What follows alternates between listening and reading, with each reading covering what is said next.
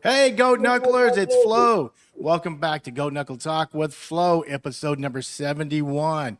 Hey, when you're watching this video, don't forget to subscribe to the channel, hit that notification bell, like the video, and leave a comment. Well, let me go ahead and introduce you, to my co-host in the dark, Lisa Nolan Hafner. Why are you so dark back in the Hi, area? everyone. Well, I am spending 2 weeks in Big Bend National Park. So we're staying in a little cabin here in Terlingua, Texas, and I'm going to spin my camera around. There's a nice campfire.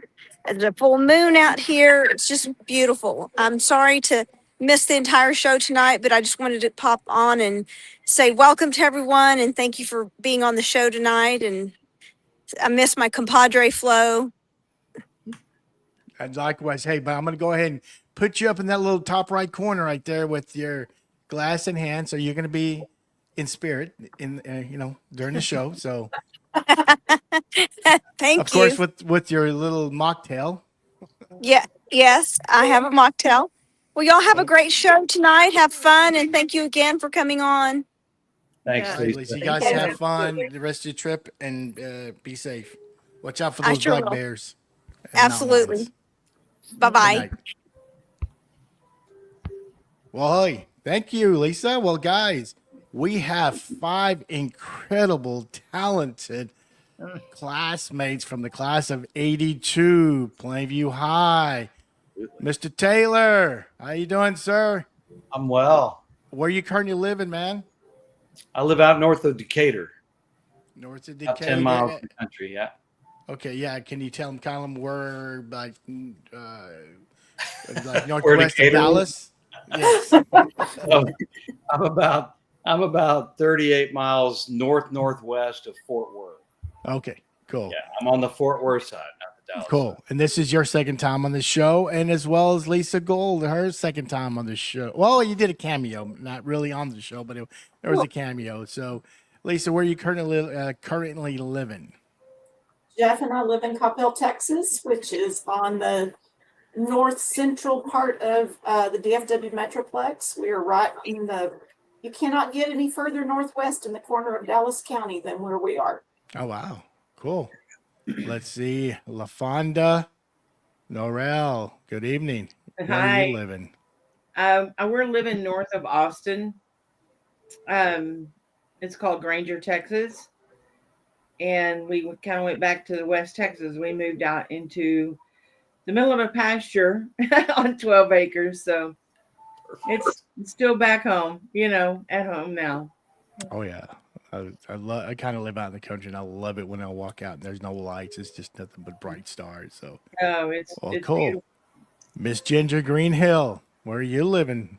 I currently am in Carrollton, Texas, which is a suburb of Dallas and just south of Denton. Oh, cool. Yeah. And last but not least, Marla. Well, I live in Lubbock, Texas, and I know that's hard, but it's like, about 50 miles from Plainview, where we all grew up. Yep. And Miss Plainview for a long time back in Lubbock. my apologies, Marla Leach. My apologies. So, and again, every one of these, all you guys were class of 82, and you guys were in the acapella during the Danny White era, correct? Yep. Yes. We were. So I want to kind of take it a little back. In sixth grade, I believe that's when we had a choice to choose either band or choir. And Ginger, I assume you chose choir. And, I did. And why is that? Well, I am the baby of five, and my oldest brother Gary was in choir. He had chose choir, which he was in sixth grade, and then my sister Gail, and then the twin brothers Glenn and Lynn. They all chose choir, and I think I just had to. I think it was a family right to be in choir, So, but I did love to sing. We sang a lot at church and things like that. So it was kind of in our blood, and my mom sang. So my dad couldn't carry a tune in a bucket, but the rest of us did. And so that's kind of how it all came about. So, well, from Mama's side, huh? Mm-hmm. And Marla, what about you? I guess all you guys chose choir because you guys are a cappella, it's our high school Right. year. But why did you choose choir over band? I don't really remember choosing. Okay. But I mean, I sang and played the piano already, so it just was kind of an obvious, a natural progression of my little musical career. And do you guys remember who was the 6th grade choir teacher back then? I can see her face, but I can't remember her name. Wasn't it Beverly Garms? Or was she- 8th grade. Grade. She was 7th and 8th grade, yeah. Yeah. I'm looking for my annual. I assume it's the same. This is part of the show where Michael shows the back of his head. Yeah. Oh yeah. This is not a professional podcast. Just to let you know. Lisa, what about you? Why did you choose choir? I did not. Oh. I chose band Okay. in And 6th grade. I played the drums for 3 years in band, and then decided that I was done with band. why were you done? Well, let's just say a certain choir director and I had enough time together. Okay. It was time to go a different direction. All right. Okay. So then I went into choir. All right. Nice. Walter? Didn't get there till high school. Okay. Well, actually, so I had started playing the violin before moving to Plainview in the 7th grade. And so initially I wasn't in any music programs because Plainview didn't have an orchestra. And then when I was a sophomore, I was taken from a professor at Tech who wanted me to try out for All-State Orchestra. And we found out too late that the UIL rule was if your school has an orchestra, you have to be in it. But if your school does not have an orchestra, you have to be in some music program. Mhm. And so at the end of our sophomore year, I tried out for a cappella, so that I'd be eligible to play in the All-State Orchestra. Nice. Cool. Oh, I didn't know that. That's interesting. I'm glad you did. Yeah. Well, me too. It turned out pretty good. So I'm listening to you guys, but I'm trying to find out who the choir teacher was. But LaFonda, what about you? What was your reasoning to, if you chose choir, or were you in band first? I actually was in band as well. Okay. What And instrument did then you? What'd you play? I played clarinet, Okay. and I stayed in band 7th, 6th, 7th, and 8th, and choir in 7th and 8th.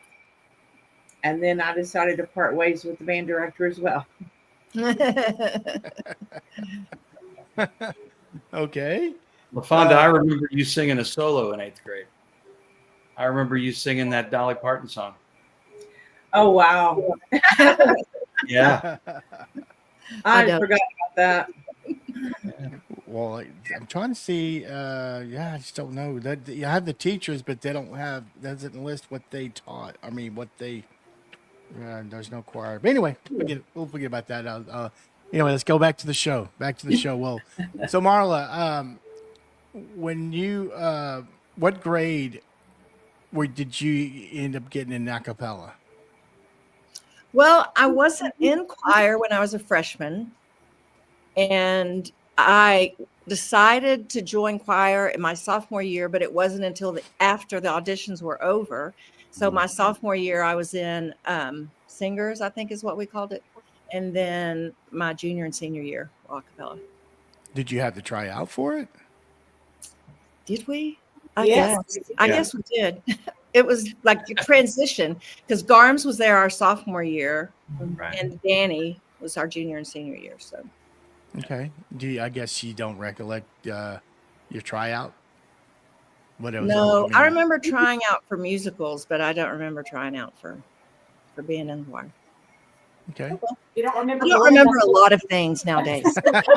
It's only been a little over 40 years. Come on. Yeah. You don't Listen, remember about going you. in that scary little room with Garms and Oh, yeah. In his by office. yourself?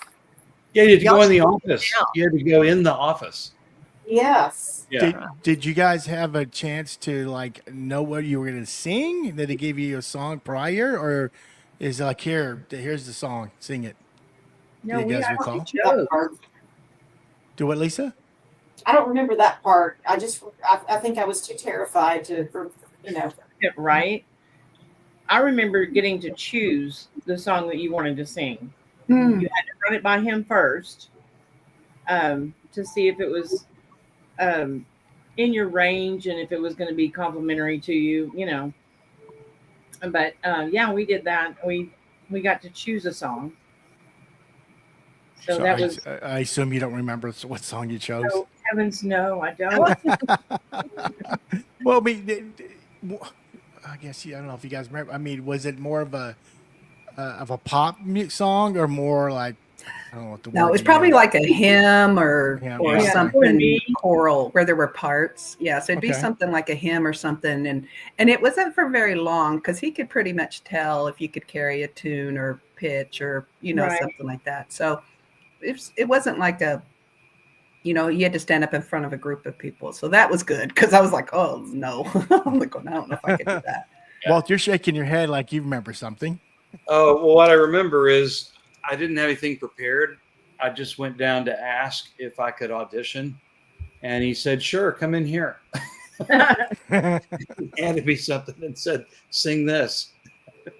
And so I sang that, and he said, great, we'll see you in a cappella or something like that. Oh, cool.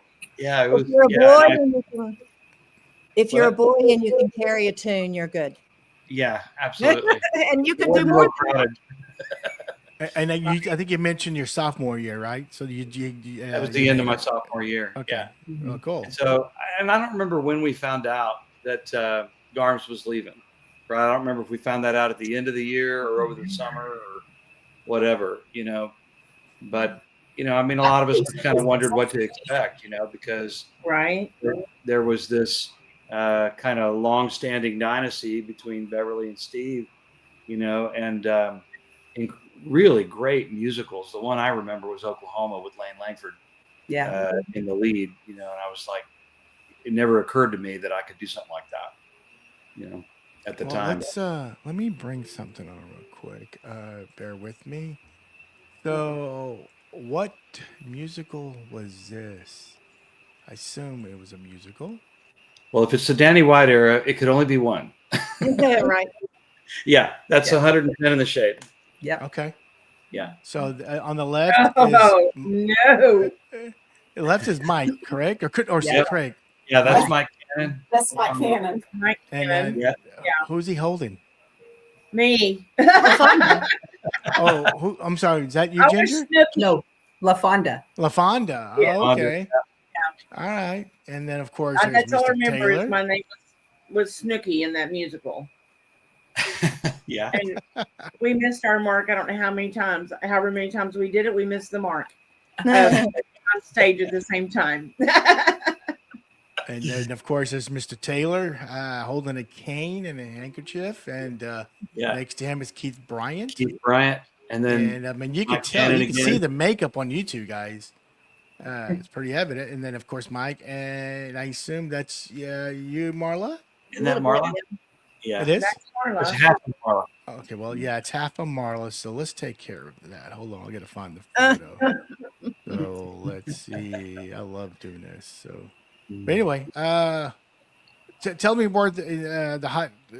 How long was the musical? Y'all recall? So that was our senior year. We were going to do Bye Bye Birdie in our junior year, and there's the rest There of she Marla. is. Oh dear. Yeah. And so in our junior year, I want to say maybe 10, 14 days before performance, maybe. Yeah, Before it was close. Yeah. Our leading lady did a backflip off part of a backflip off of the table. And broke her arm, dislocated her shoulder. What did she It's her do? shoulder or something separated. Yeah. Yeah, Yeah. she Ouch. separated her shoulder. Yeah. So And, they just wouldn't replace her. They just replaced the whole show. We Oh, come just on. we did the whole show. Interesting. Yeah. Okay. Well, I'm going to go back to the first. I mean, the question I was asking the rest. LaFonda, when did you join acapella My sophomore year. as well? Okay. Yes. I And- tried out the end of my freshman year, and I was in acapella sophomore, junior, and senior. Cool. Ginger, what about you? I think I was in chorale or the singers my first 2 years, I think, and then my junior and senior year was in a cappella.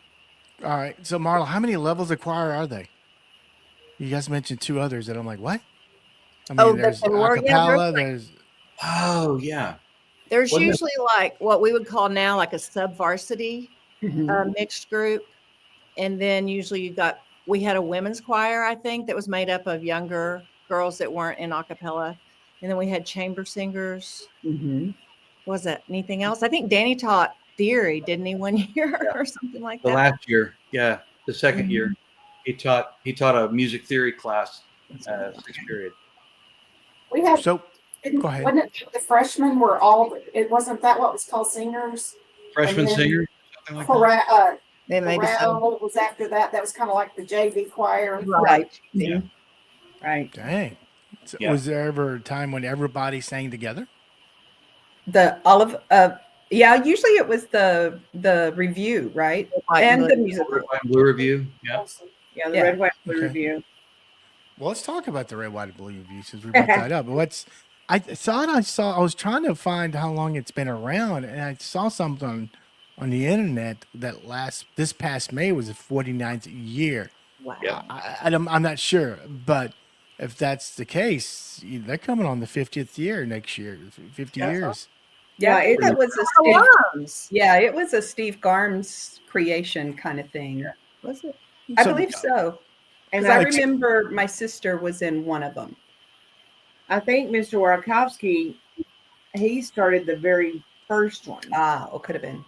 because my oldest sister was in that. And what grade was she in? Or did she graduate? Gosh, now you're gonna rack my brain. She's 8 years older than us. Okay. 74. 74. Yeah. Yeah. Wow.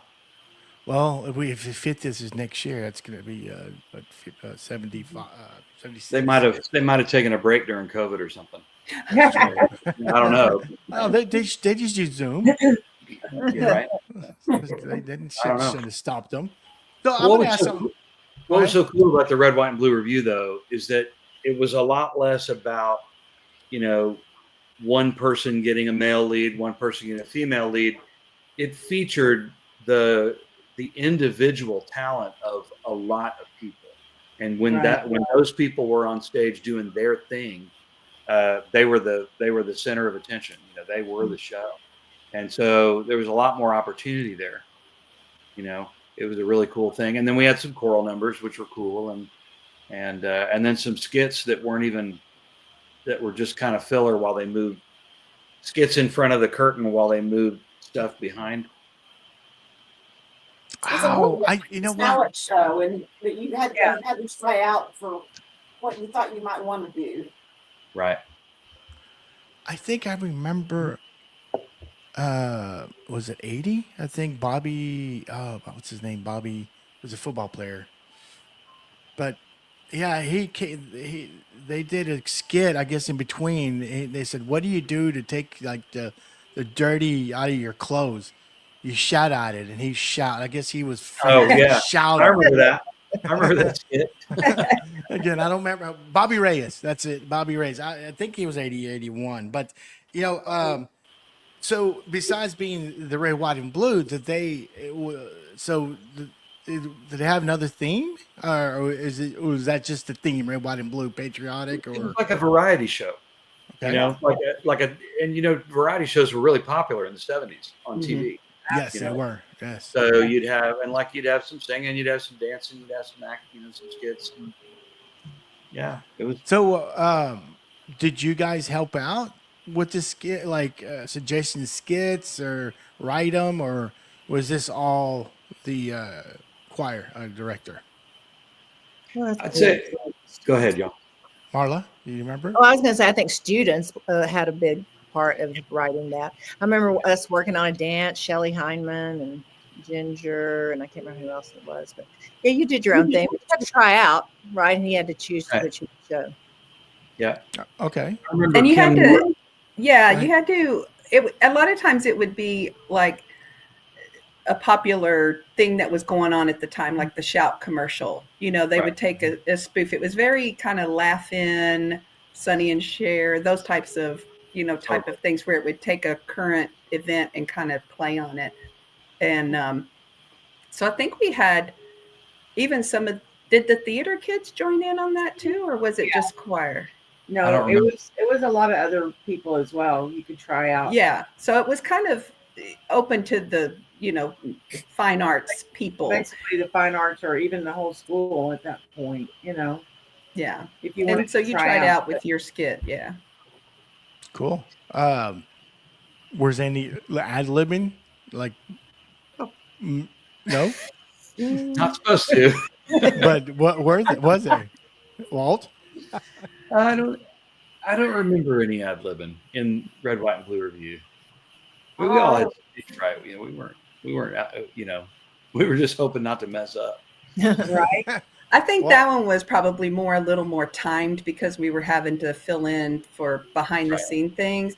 Whereas with the musicals, that's just the only program. So the program can't go on until a character comes out, like LaFonda was saying, her and Mike Cannon were having a hard time hitting their marks or whatever. You kind of had to just wing it. I think they did a good job a lot of times of just holding it, for each other and being able to kind of ad lib a little bit till their person comes out and says the right thing at the right time. Okay. Yeah, Red, White, and Blue was a little bit more stricter. It was? Okay. I figured it'd be more loose. Okay. Lisa, do you have a good memory of Red, White, and Blue you could share? The only one I could think of was our senior year. I was in a quartet with Keith Bryant, Craig Etheridge, and Kim Lloyd. We did a good old gospel "I'll Fly Away." How fun! Nice. Yeah. What about you, Walt? You share a memorable? Well, I mean, I got to sing duets with Marla, which is always, that was probably the best You part. don't bring me flowers. What was funny about that is, and Marla, I don't even remember if I told you this.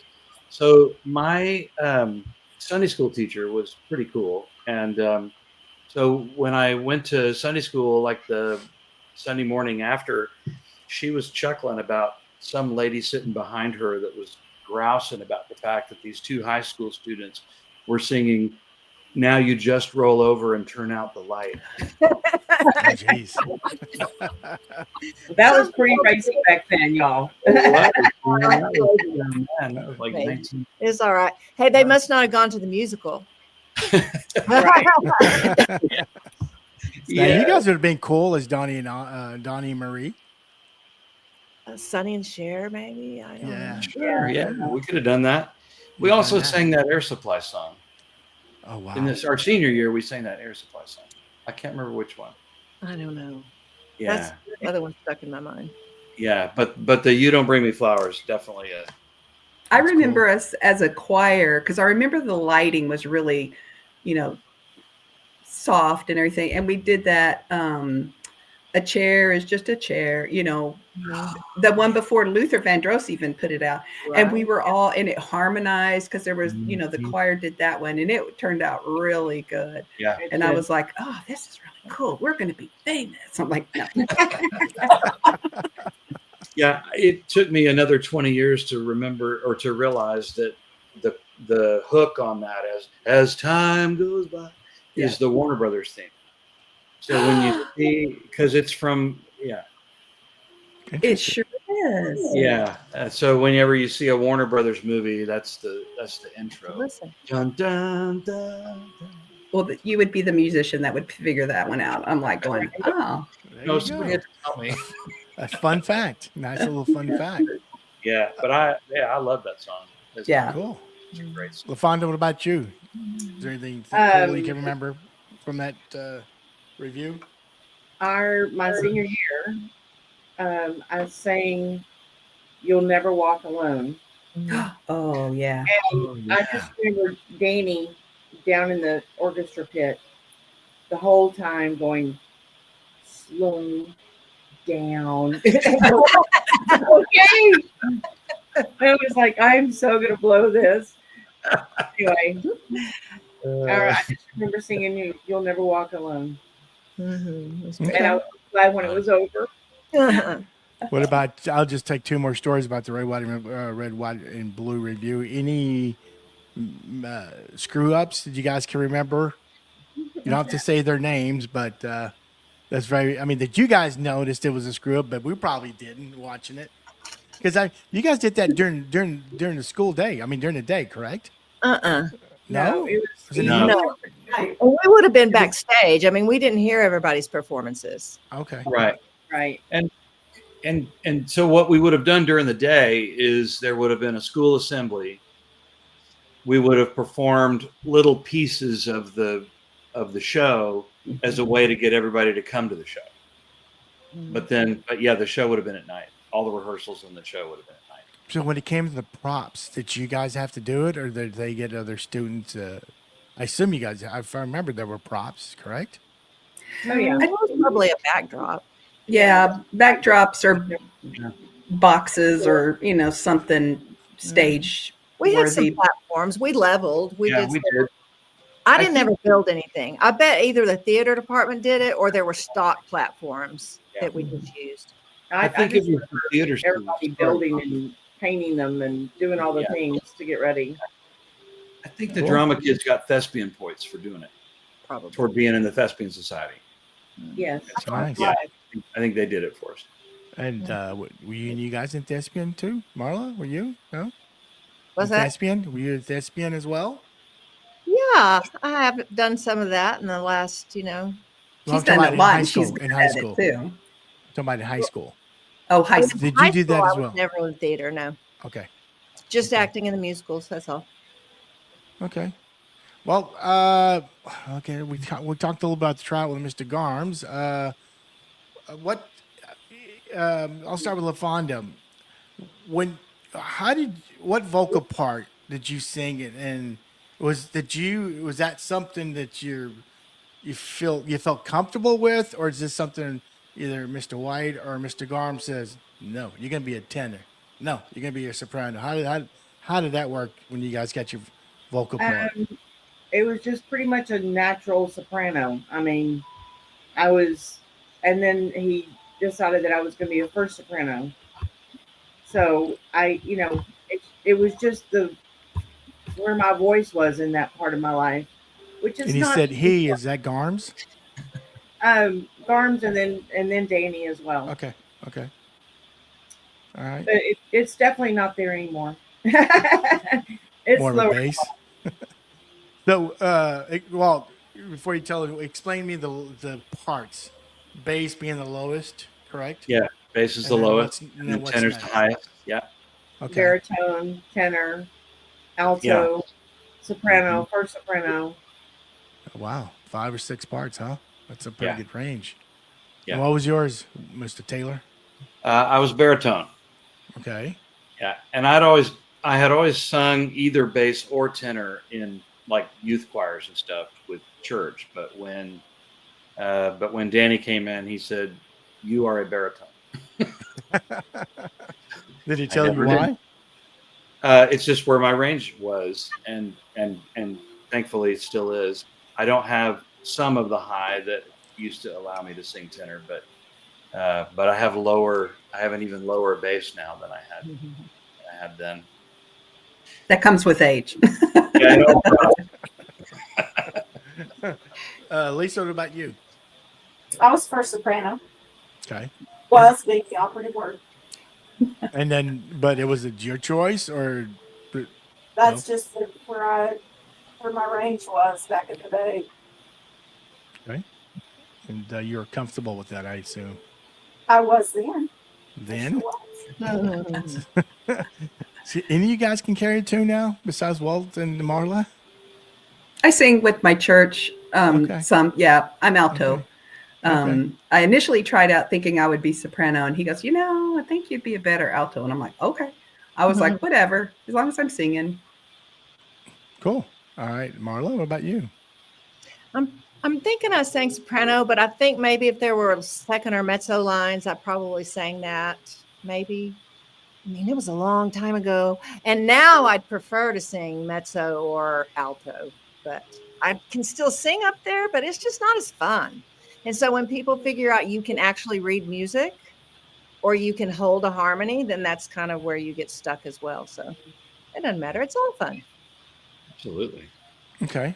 So, when you guys, before you start singing, I guess, for a performance, what was your, what's the word I'm looking for?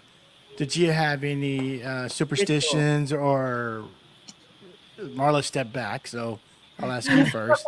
Did you do something that day? Did you eat the same meal? I mean, just like, athletes. Did you guys have anything like that? I didn't. Didn't even No. think. Nothing from anyone, huh? No, like, and I did all this stuff they said you're not supposed to do. Like, I would drink milk Mhm. before because I liked milk, right? And I remember a guy, not in our choir, from another city in a different event, saying, you shouldn't drink milk before you sing. You're not gonna be able to sing. And I'm just like, what are you talking? So, What's the reason? What's the reason? Because it made you full or what? coat your throat. It coats your throat. I So do that's remember drinking hot Dr. Pepper with lemon in it to form the vocal cords and to, get rid of any mucus or a cough or whatever. I remember doing that. What was that again? What would you drink? What were you drinking? I would heat up Dr. Pepper and put lemon in it. Oh, wow. Wow. I So didn't hear the basically, Dr. Pepper part. that just kind of stripped everything off your vocal cords, And then some. and then some. Anyone else?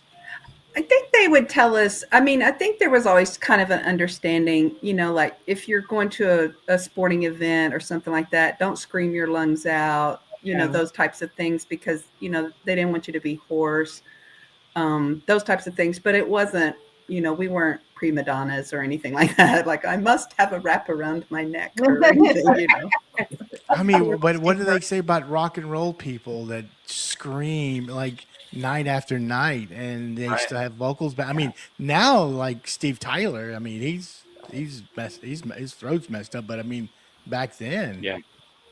Okay, well, we were singing Italian arias. We weren't singing, AC/DC songs. We were singing a little more refined. You sure you weren't singing any Hell's Bells in the background where we couldn't hear y'all? In our No? cars, probably, but not. Probably. Yeah. So okay. And then we'd also, we try not to oversing. We'd be encouraged not to oversing during rehearsals. Save it. Say what we have in the performance. And that is one thing that's different about being a vocalist, is that the instrument can't take quite the same wear and tear that a trumpet, can take. You can play the trumpet over and over and over, and the trumpet never changes. But your voice, you gotta keep it fresh. Well, this question is directed to you, Walt. But before I ask you the question, I was listening to Kenny Chesney. He was in Howard this morning, and yeah, one of the things he mentioned that he learned how to use his voice, meaning that at the beginning of his career, he was like yelling into the mic. And finally, years later, the guy says, "Man, you don't have to yell in the mic. The mic is an equipment that you don't have to do that." So the question is, back then, in the 80s, the mics, I assume 40 years later, they're much, much better. Or is there a significant difference? Well, first of all, most of us, at least singing in choir, right? The choir as a whole might be mic'd, but we were not individually mic'd. Okay. And so, and then when we were learning how to do stage stuff, we didn't have, like headset mics with a little mic that comes around next to your mouth. I mean, we had to learn how to project to the back wall, or the back row. Wow. Okay. So there's no like solos or anything like that. What, LaFonda? We were taught to use that diaphragm. Yeah.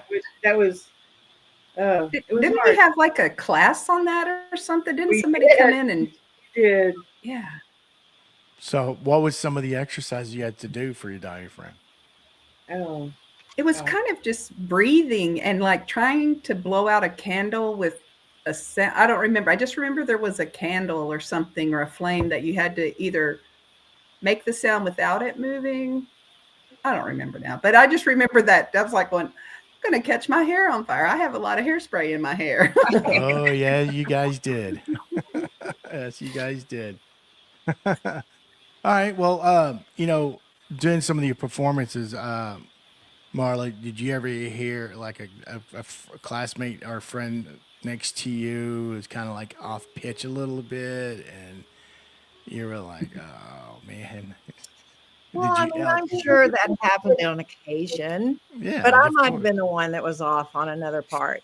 I mean, I don't feel like that we were that way with one another in a helpful way, perhaps.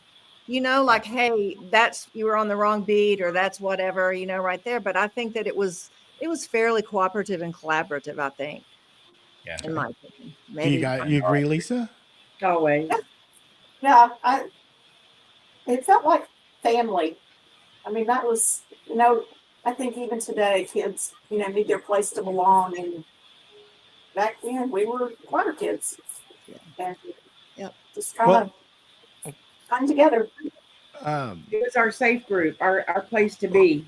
Mhm. Yeah, I think definitely. there was a photo. I want to see. I think there was 30 of you guys, or maybe 50. I'd say closer to 50, I would think. it was in the 40s, I think. Yeah. I mean, that's Yeah. quite a bit. Oh, there he is. Yep. Uh-huh. That's when he's telling, was it, who was it? No, it was, Yeah, Ginger. LaFonda to Slow slow down, down. Ginger, slow down. It's not on me. It was the fun. So this one must be from class of 81, because I see, what's his name? The bearded guy. All the way to the left. Leslie. Leslie Yeah. Leslie Limbacher. Oh, Yeah. Probably our Limbacher. junior year. Yeah. See Yeah. Mona. There's Georgia and from another Oh my class. goodness. So how Well, was it? Eyesight than I do. Is that you, Walt, with the head down Probably. He's on the top in the row. middle? Yeah. Uh-huh. So how was it wearing those suits? Did you guys have to buy those, or did the school supply them? Yeah. They were I don't supplied. remember. They were School supplied by the school. Yeah. Our choir fund paid for the tuxes and Yeah. for the dresses. Yeah. But I love the ruffles. I know my mom made a lot of the dresses for that. Mhm. Oh wow, that's Ginger's cool. mom did too. Mhm. Marla, did your mom help too? I don't think so. I don't remember her doing that, but Did- who knows? She could have. I want to go back to the men's. Was that bow tie clip on, or was it actually a bow that you had to tie? No, they were clip on. Oh, yeah. I bet Yeah. it was pretty warm.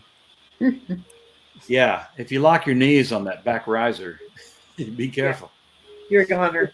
Yeah. You're going to pass out.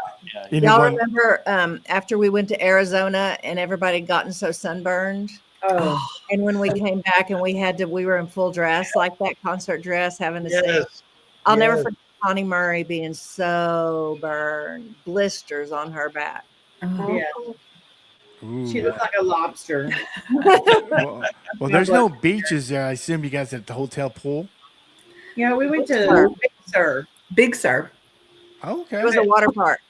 Y'all remember all of us girls getting our hair cornrowed on that bus? No, I do not. Yes. I remember that. I got my hair cornrowed because that's Who back did when the I- cornrows? And the other girls cornrowed my hair, and we went to Big Sur. My scalp was so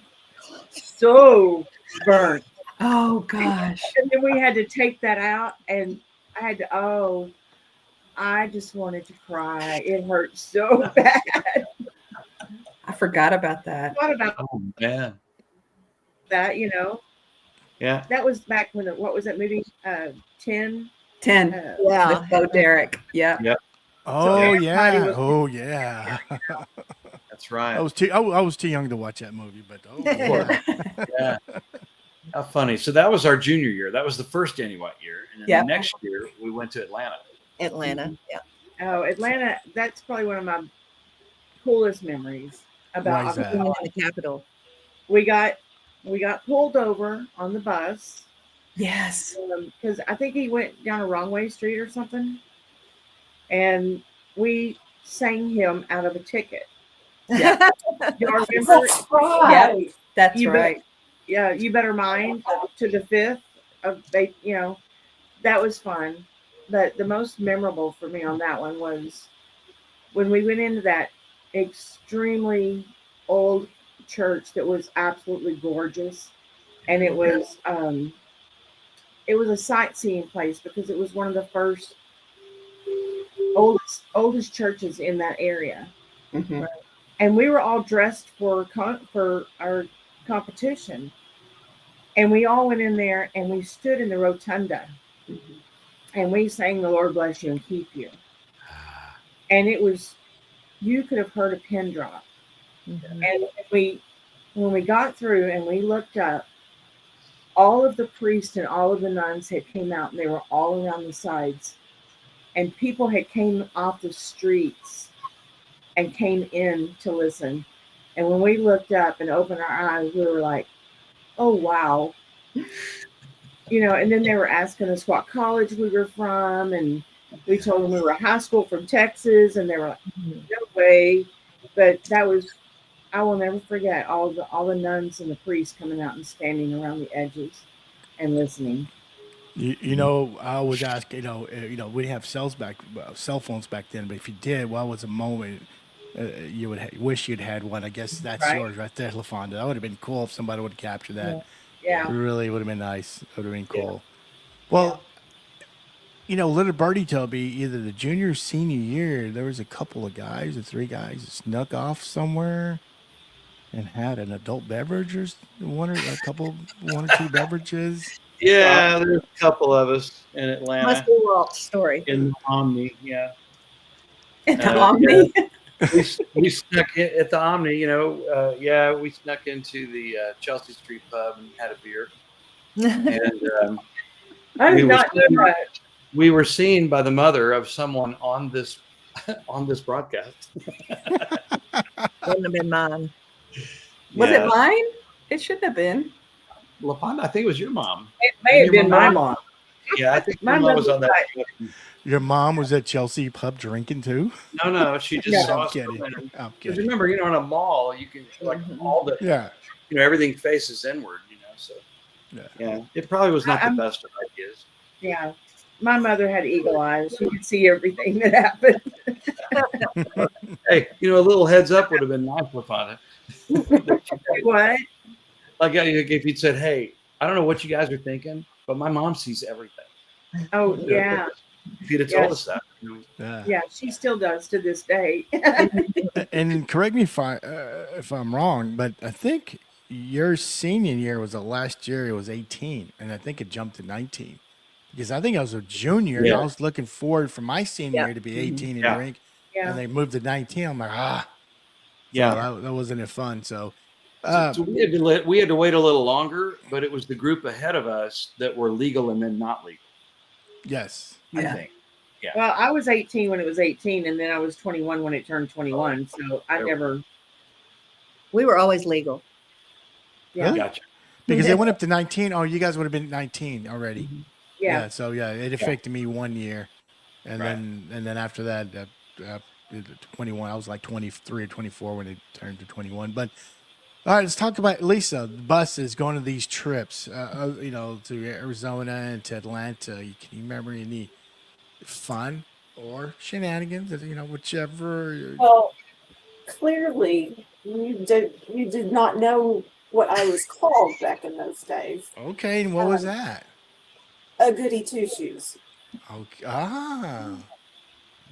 I was so naive in high school. I thought Walt was an angel. So Well, I was at first. Yeah.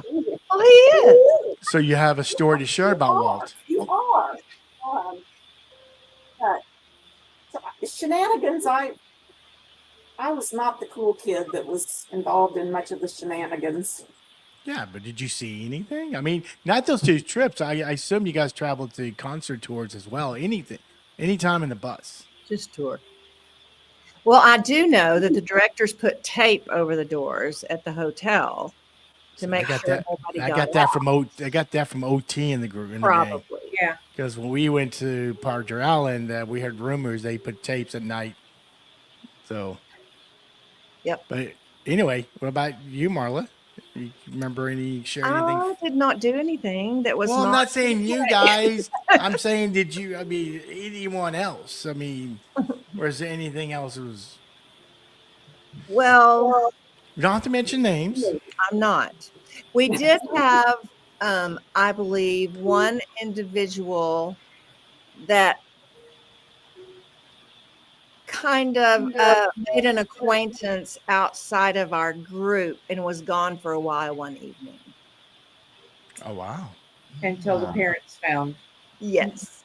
And it was the parents on that trip were your parents, LaFonda, and the Waskins, And my parents too. the Green Hills, And and Jody Mona's McGowan. mom. And Jody McGowan's. And I think your mother was too. Mine, no. My parents went every year. I was an acapella. Really? So good. So where do they find this person? Well, I mean, we didn't have to find them. I don't know the entire story. I don't want to say any more than that, but I mean, there was a little bit of shenanigans here and there. You take a bunch of high school kids across state lines. Right.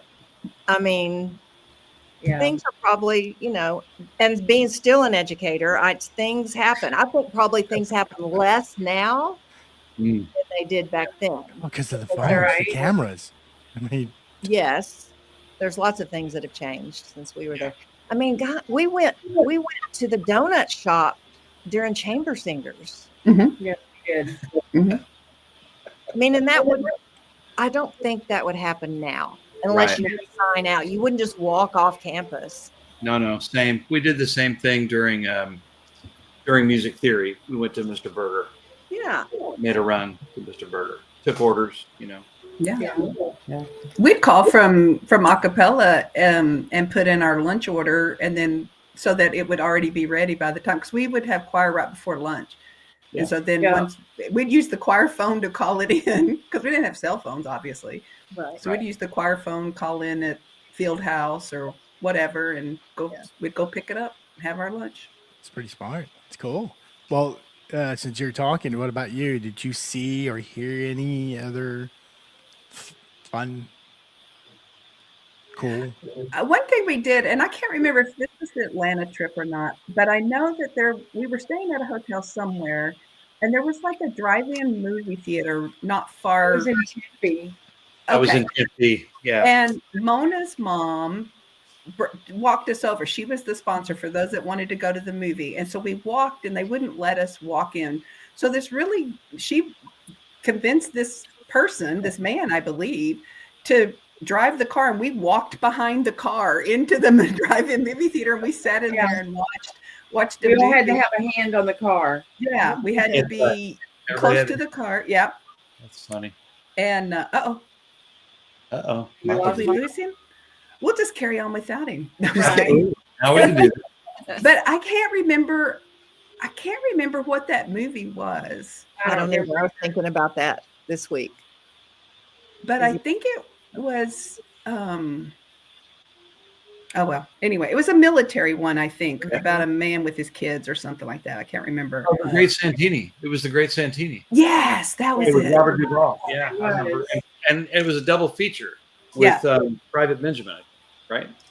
Could have been. Goldie Hawn, I think. Yeah. Yep. Seemed like. Yeah. And then we had to like climb the fence to get back over because we were right by the hotel instead of having to walk way out and around. So Yeah. that was fun.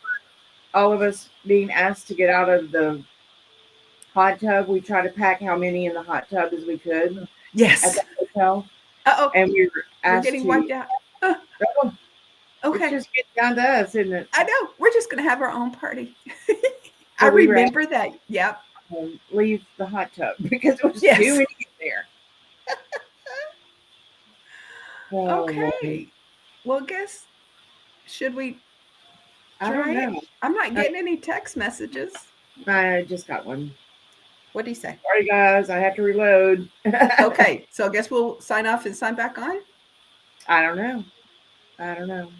Maybe hang out for a minute. We'll see. I don't know if anybody else is on here with us. I don't know. Now, your mom and dad, though, they were like the president of the choir parents, weren't they? Um. Didn't we have like parents? Yeah. I mean, there was a choir parents association. Yeah. Yeah. And I think your mom and dad were like presidents or whatever, the leaders, I guess. Yeah, they were. I think Choir boosters. 1 or 2 years. They'd been around a long time, knew Yeah. what was going on.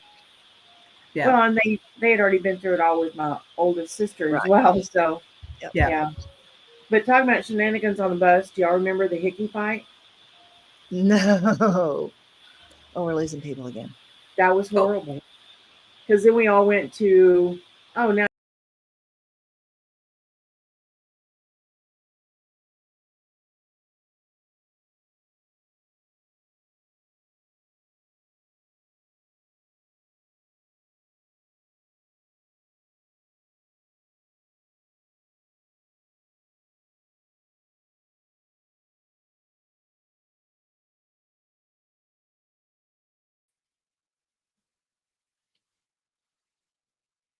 Well, hey there. Oh, Hey, long time no see. Yeah. right. Are we all back?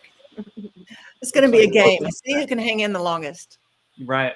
Exactly. Well, we lost Ginger and Michael.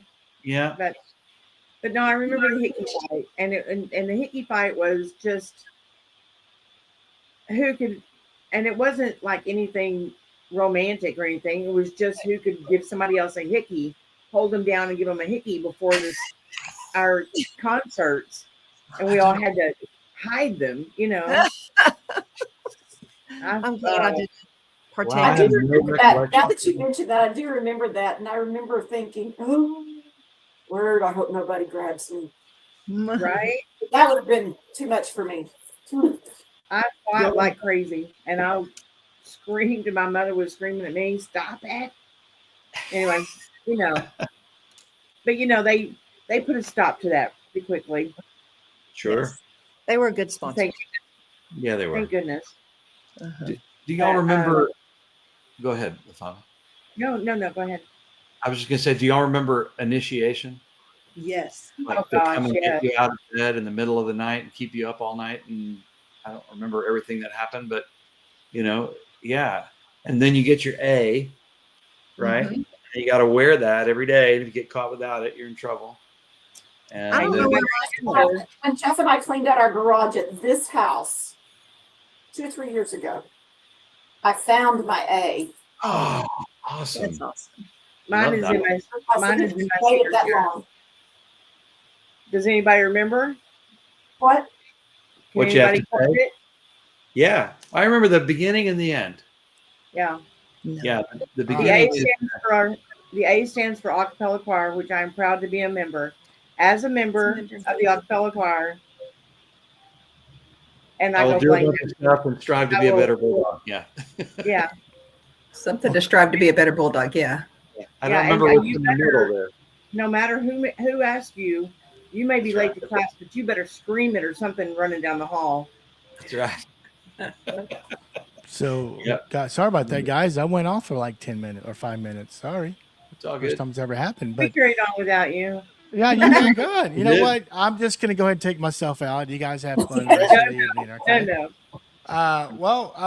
You guys had a good stop. Are you guys still talking about sharing the story, or am I interrupting? No, that's good. You can change subject if you want. Oh, Okay. Well, they're talking about initiation. I remember being more scared beforehand, not scared, worried about what would happen. right. Right. Knew going into acapella that it was coming at some point. Right. And if I'm not mistaken, LaFonda was on the crew that grabbed me out of bed. You would be because right. She was a year ahead of us. She'd already had her her initiation year. I Yeah. remember going to I think it was the old Hilton Hotel or something. Some old building downtown that I don't think we were supposed to be in.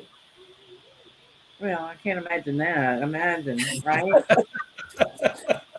And in our pajamas, no less. Right. Yes. Yeah. Yeah. You was a come as you are. So you made sure every night when you went to bed, you had everything on you should have on. Exactly. At what You were time did scared to they? death. What was the time? Like what time in the middle of Middle of the night, like middle of the night? midnight, 1 a.m. I mean, yeah. Yeah. No, I think for my group, I think wasn't it like at 5 a.m. or something? Because didn't we have breakfast? We Yes. did have Point in breakfast. time? Yeah. Yeah, so maybe it would have been at 3 And it was o'clock. like an ungodly early, Yeah, it was like 4 hour o'clock or of the morning. something. Oh no, it Yeah. was. Yeah. Dark outside. Yeah. Yep. But Yeah. yes, LaFont, you're right. You knew it was coming, so Yeah. you know. It's a Where are good the thing we good didn't have- pajamas? It's a good thing we didn't You have curfew definitely back then. dressed appropriately going to bed because you never knew. That's right. I And couldn't then, believe my parents went along with that. Actually. I know, and all the parents knew it was coming. Right. They were called and informed, "We're coming to get your kid. You know, is this okay?" And I don't think there was one parent that said, "No, this is not happening." You know, I remember Lisa putting y'all in grocery carts in front of Piggly Wiggly, and y'all had to push each other around in grocery carts and all the things. I don't know what all we did, and I know Well, there let me was. just say, there wasn't anything that happened, at least not for us, that I mean, my imagination was what I had imagined happening was way worse than anything that actually did Oh happen. yeah, Right. It was good, clean fun, but yeah. No, there was nothing that was inappropriate. So no photos. It was fun though. There were some photos, I'm sure, Oh, thank but gosh, usually it was no. like a group. I think it was like a group photo kind of thing in your pajamas or something like that. It wasn't anything, like Marla, do you have it? I have a few Nice. around, yes, that I've seen. I could pull off some blackmailing probably here and there. Just kidding. Because I think that I remember more of when we initiated people than I do when I was initiated. Right. Yeah. And Share we ended one. up at Smokies, I think barbecue. Yep. yeah, And I think there were raw eggs involved at one point. I mean, we made a mess of some things, that's for sure. And a future Miss Texas probably was in that initiation group, bless her, and everybody else, There was a picture of Paul Thompson that I sent you. That was from initiation. Oh, okay. All right. And I don't know if I sent you anything else or not. Yeah, he also sent a girl. Image file. Let me find it. Here it is. Lana. Okay. Lena Hogan. Yeah. And who's that in the sweatpants? Sweat. Tanya. It looks like Tanya. Yeah. Yeah. Yeah. Oh So, my gosh. Walt, were you? This happened to you as well? It did. I don't remember much about it, except I remember breakfast, but I don't remember the rest. Okay. Well, guys, let me jump into a new question. Hold on, let me remove this. The show is named after Danny White. So it's just his reign, his era. So, I'm going to ask you guys individually your experience with Mr. White. But before I do that, though, I'm going to do this on his honor. Sorry, guys. I just bought this nice little bourbon. Mhm. So, yes, 7-year-old bourbon. I don't drink much on the shows, but I will. I'm going to, and there's a reason why. Because what would be really cool, and I'm gonna go ahead and cuss. It would be cool as fuck if Mr. White was on the show. What?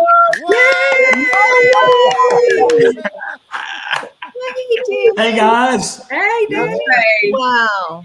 what a blast! Sorry for the profanity, but Mr. He's White, only- this is he's only to you, drinking brother. bourbon Hey, he's tonight. got No. Yes. love it. Perfect. we did our test run last night, and I mentioned you could drink. He had bourbon in his alley, brother. I'm gonna have one with you. That's right. Well, So, what do you think about these kids or these grandparents? Probably no now. kidding. What a treat to see all of you guys. You Oh, it's too. good to see you.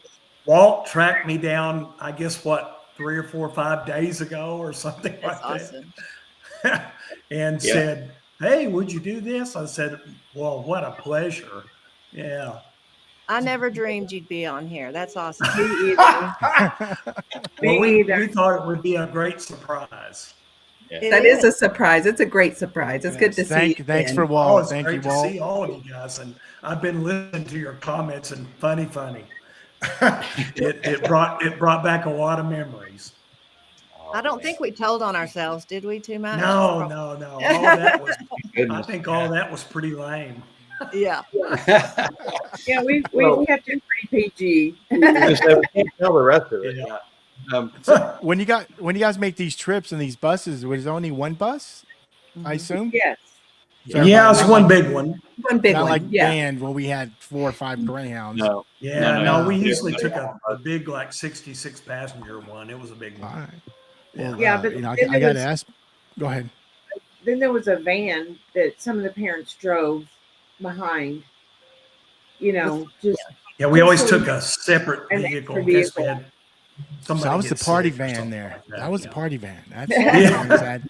had fun.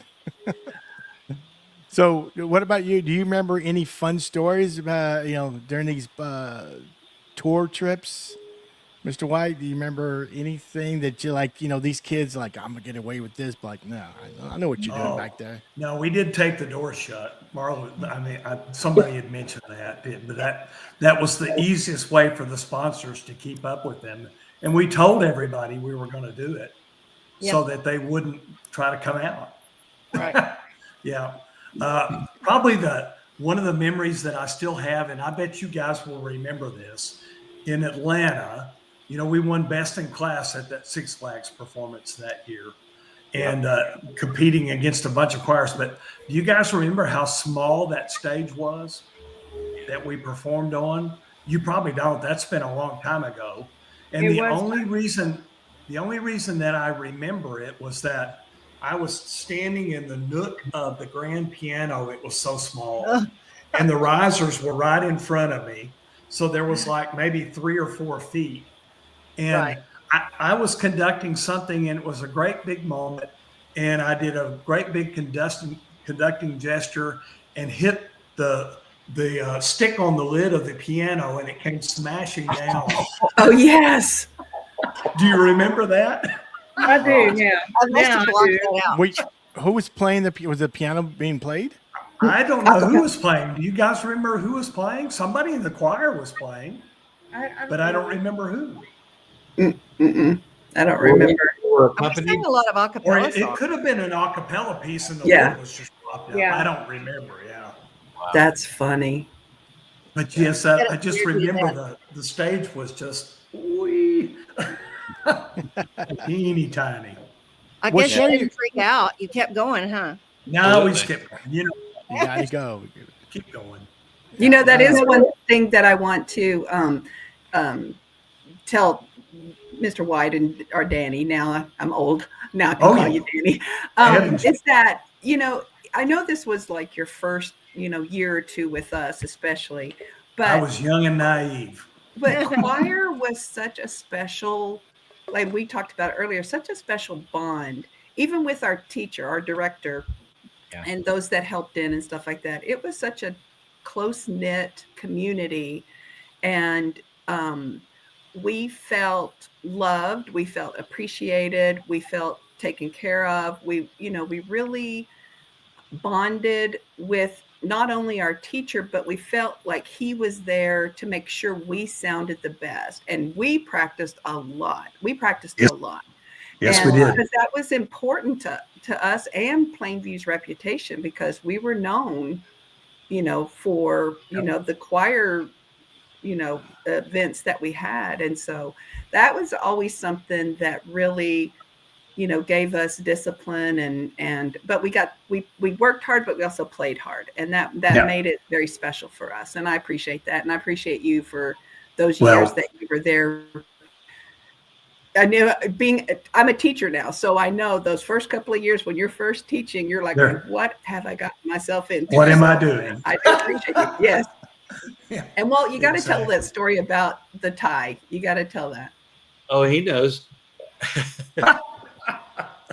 Danny, you should tell that.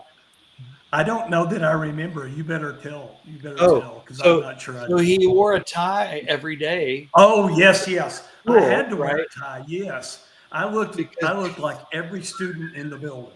He did. Every student in the building. Yeah, otherwise And you I get would, asked for a hall pass. if I didn't wear a tie, I would get asked for a hall Yep. pass by other teachers. It's so funny. Yeah, yeah, exactly. So where did you move from? The teach in Plainview. I had finished my master's degree at Eastern New Mexico and came right after Steve. Yeah. So you moved to a bigger town. Well, a little bit, yeah, but yeah, a little bit. But not to put a bummer on this, but I told Walt the other day, did you guys know that Steve passed away? Yeah. Yeah. Oh, I figured most of you probably had heard through the grapevine. Yeah. well, I got to bring this photo back up. At least you Oh had my the, God. At least you had the Look. 80s haircut. I assume it's He part down does. the middle, Yes, right? that's the 80s haircut thing right there. Yes, you did. So who you got to be eyeballing someone. Look, in that case. look I have at no idea. I know, right? look at But I Michael thought it was Peter's funny. hair. Was it LaFonda that was saying, slow down, slow down, Yes. slow Yes. down? Look at Mike Cannon's hair and look at Danny's hair. It's the same. Same barber. Yeah, we had the same barber. But Perfect feathering on both. yeah, Michael, you'd be surprised how much sort of Oh, yeah. silent verbal stuff comes from Oh. the pit to the stage Here we go again. during those performances. I mean, nobody can hear you, but it's sort of like, okay. And you played bass during Red, White, and Blue Review in the musical, Bass and right? guitar, yeah, during a lot of it, you bet. Yeah. Yep. Cool. As a matter of fact, it's kind of interesting. You guys might even remember, I don't know, but my first Red, White, and Review was I played guitar for it when Steve Garms was there, and I was the student teacher. Yeah. I remember you being the student teacher. Yeah. Because I was Yes. in Oh, choral. Yeah, And I did my choral student teaching there and played guitar for that show. Mhm. nice. Do y'all remember though when we would graduate, we had like baccalaureate, and that always made me feel special because we would be in our gowns and cap and gowns, and then we would sing with the choir, and Oh, that yes. always made it Yeah. feel Mhm. special. And then when it was our time to walk across the stage, we would come down and do our thing, and I always thought that was so neat. I don't know if they still do it or not, but I always thought that was so special. Yeah, Definitely a that's special pretty moment. Yeah. Yeah, because choir was such a part of our lives. Mm-hmm. And That's very how much. long did you continue to teach there, Danny? At just At Plainview. teaching or Yeah, or- well, the choir. Well, I did, I was there for 2 years and then I went to Roswell okay. High School from there for 3 years. Then I moved back to Plainview and was the director of choirs at Wayland Ah, or okay. from 85 to 92. And then moved to Wichita Falls and taught at Midwestern State from 92 to 99, was director of choirs there. Plus I chaired the department for about 4 years at the end of that. Then I made a strange jump back into public schools. And in 99, went to Wichita Falls as the director of fine arts for the district. Stayed there to 2015, then came to McKinney and was in McKinney from 2015 to 22 and been retired for about 3 years. Good Awesome. for you. Still in the So that's kind of the Reader's Digest version. That's Cool. awesome. Do you remember that I saw you at TMEA one year? Yes. I was like so certainly did. scared to talk to you. I was like, oh God, it's so scary. which is funny that you would even say that. Well, I'm so glad I got to see you, though. That was awesome. How long And ago was that, Marla? Oh my gosh. I wasn't in public school then, so probably 10 years ago, 12 years At ago. It's been a least. while. Yeah. Yeah. That's not that far Yeah. back. At You were in least. Wichita Falls, I know, but Yeah. Yeah. So, So yeah, I was in education for 42 years before I retired. Hey, I'll Wow. drink to that. Cheers. That's Cheers, amazing. Yes. Amazing. Cheers. Drinking water, but I'll join you. Yeah. That's great. Hey, Yeah. So, So do Marla's you good. remember? Go ahead. I was going to say, Marla, did you tell Danny then what he had inspired you to do? I didn't even get the chance to visit with you, really. It was just We didn't get went to up to talk, you in the but back of the just I remember ballroom. we just kind of met in a hallway and said, hey. Yeah. Just said hi and where you live and how you doing, and great to see you. I Mhm. mean, that was about Yep. it. Well, tell him now. Yeah. I want to Yeah. hear this. I do remember I went to college and started in the School of Nursing at Tech. Mhm. And I wrote Danny when I was a freshman. And I said, I'm thinking about changing majors. I remember that. Do you think that I could do it? Heavens. And I I think don't that's exactly remember. what I said. and I don't remember everything you said, but I was like, it just that it takes hard work and that you encouraged me, and it just meant a lot to me. And I have thought of you often, because this is 25 years I've been in education, and I've taught everybody from pre-K to seniors. And I can remember trying to direct a high school choir and getting frustrated. Right? Not throwing anything at them, maybe wanting to, but I can remember like crying. I mean, being moved to I just wanted so much for them to be successful, and I couldn't convey and get from them what I needed. And I remembered you doing the same thing in front It's of quite a us. bit different when you're on that side of the podium. Yes, it isn't it? is. Yes, it is. So I thought about, God, what did we do to that poor man? Oh, those were great years. I tell you what, you guys were so responsive to some new wet behind the ears kid that hadn't taught one day in his life. And and Marla, you know this, nothing prepares you for teaching until you do it. Right. I mean, absolutely nothing. I don't care how much college training you get and how many education courses you go through, until you absolutely get behind it and start doing it, you just don't have a clue. Nope. So it usually I takes remember you a good, that usually first week takes I you a taught good 2 or 3 people years to kind of figure it out, Absolutely. Yeah. Yeah. I You remember figured when I out to first started get out of Plainview. But go ahead, Lisa. I'm sorry. Go ahead.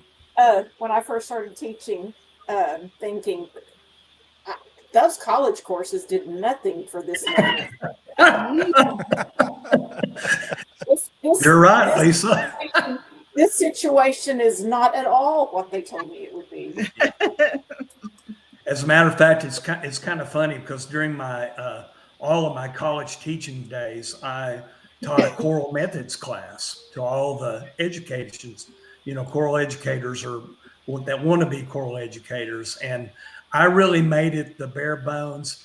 This is all the stuff that no one's ever going to teach you, about what you need to do about teaching, like things like fundraising. Yes, you have to fundraise, things like that. So it's like, I tried to make it because of my own experience, I'm trying to make it as much nuts and bolts of here are the things you're never going to learn, Well, Yeah. talking about fundraising, what can you remember a fundraiser y'all did? Oh my yeah. gosh. The Jordan best almonds fundraiser and is- the chocolate bars. Yes. And we but I these was going to guys say were- zip fertilizer. Hold on. These Time guys out. will LaFond. remember the I'm sorry. fertilizer fundraiser was Oh, the that's best money maker that anybody has ever done in our world. Remember that? There was an Occidental plant right outside of Plainview, not too far, and they would sell us the fertilizer for cost. And then on one set, these guys would go out and take orders for fertilizer. Mhm. And then on 1 or 2 Saturdays, we would distribute the thing, and we would make $20,000 or $30,000 of profit in a couple of Saturdays. Wow. Yeah. Damn. No, it was. I still look at that and go, best fundraiser ever. Zip. Yellow Ah, bags. Were these like the Yeah. large? Fertilizer, Were these the that's large it. bags? Were they the Zip. large bags? Yeah, large Like bags of zip 10 pounds fertilizer. or? Yeah, and it had And like we a had 30, after doing 40, it for 10 or something. for You had to do it. yeah, but Man. after doing it for years, these guys had clients built up that had bought it the year before and the year before and the year before, and so and that was something Steve started, I think. I mean, because it was going on a long time before I ever came. Oh, wow. Did you know in today's money, 20,000, today's money, $71,000. Close to Wow. a little over Yeah. 71K. Well, Did you in a guys- couple of weekends, we would make a lot of profit.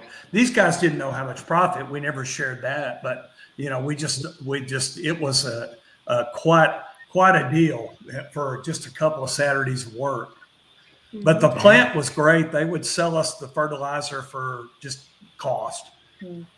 That's cool. LaFonda, what were you saying earlier?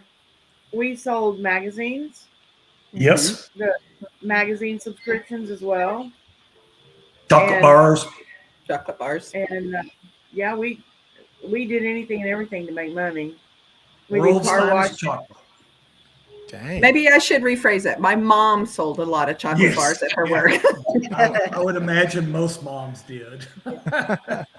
Yeah. Mr. White, I want to ask, can you go back 40 plus years, your first Oh, boy. day of teaching, and it's Plainview, Texas? What were your, how, do you remember how your first day at school? Golly. Or say first week No. or first month? Not really, but I'm sure I was petrified. I would have had to be, but I wouldn't. I guarantee you, I never let it show. You know, that was just me. I wouldn't. You know, it's kind of like, but I'm sure I was like the blind leading the less blind. Well, the good thing is we never knew that. Well, that was the hope. Did you talk much with OT?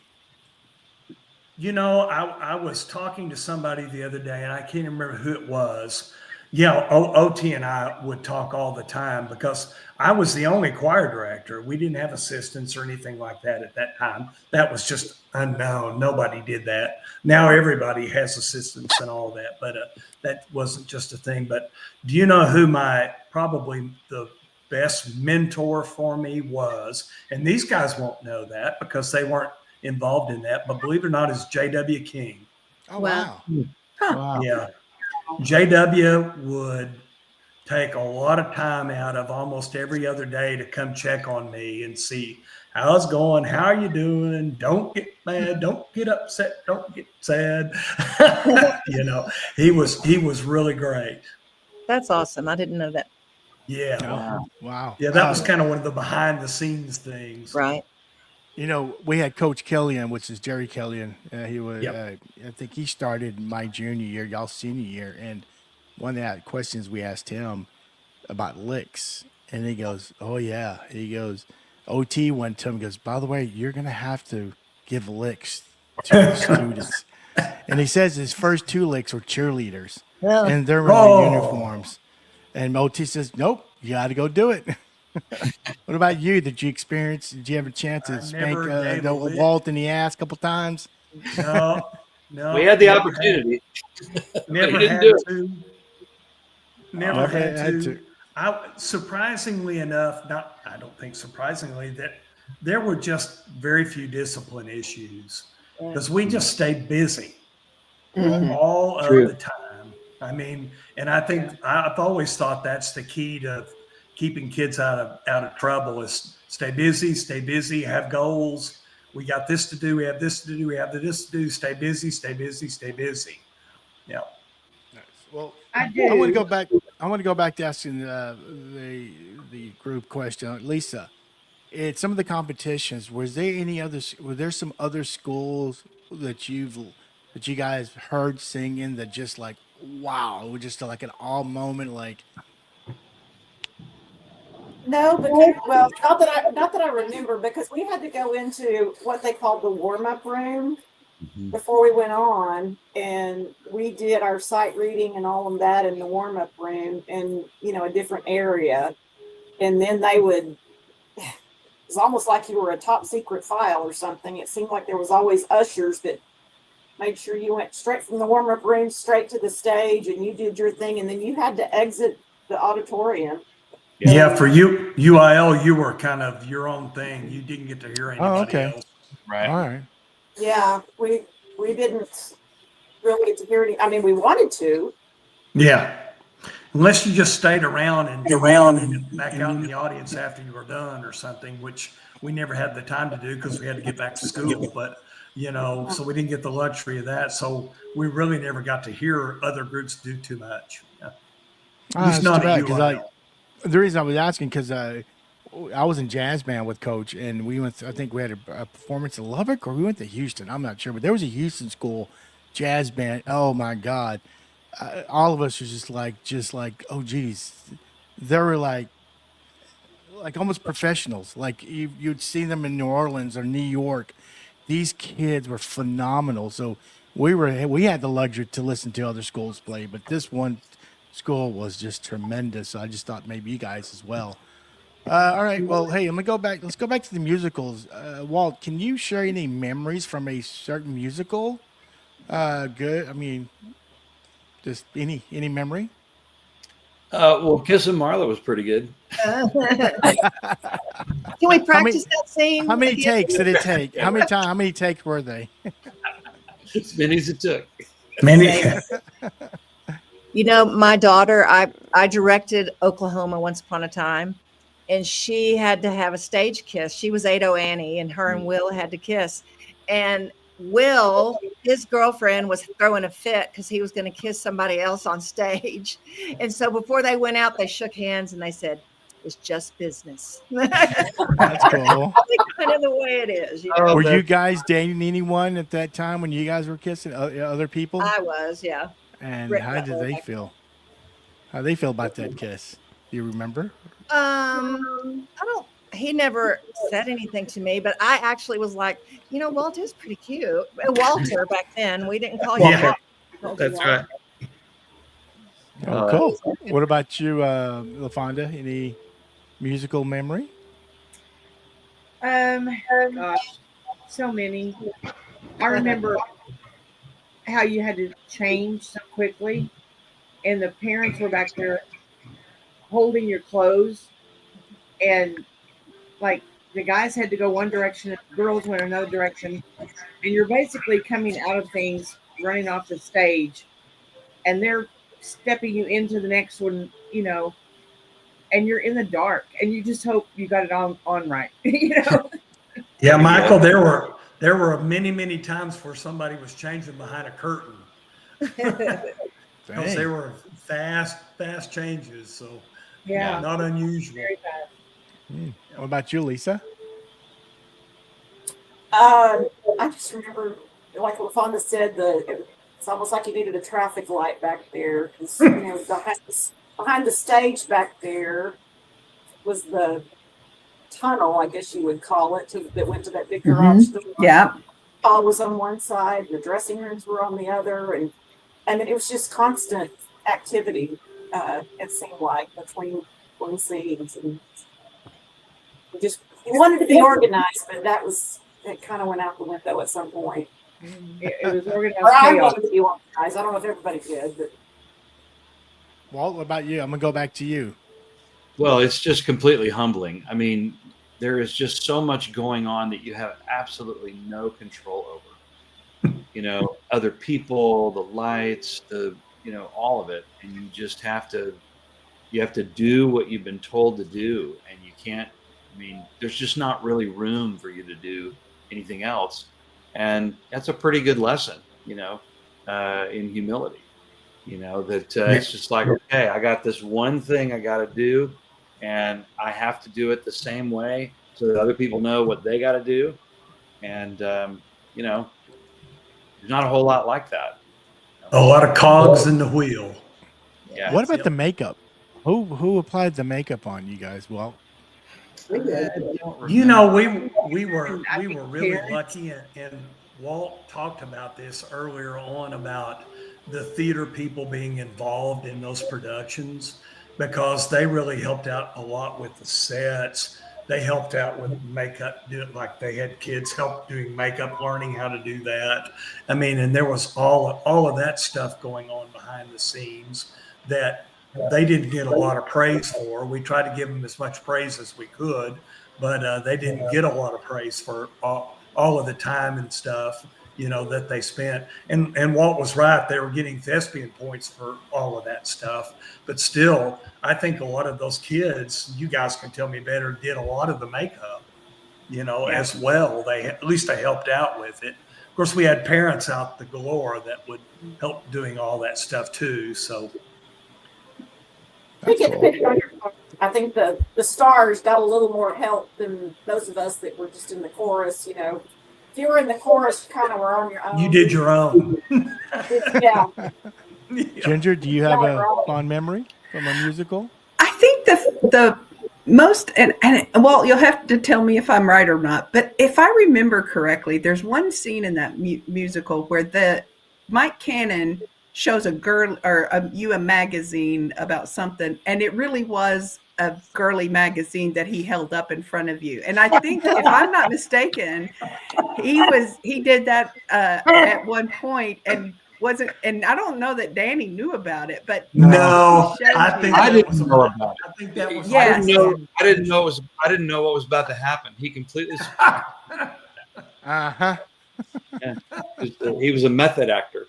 Yes. Was it during the performance? Yes. Yeah.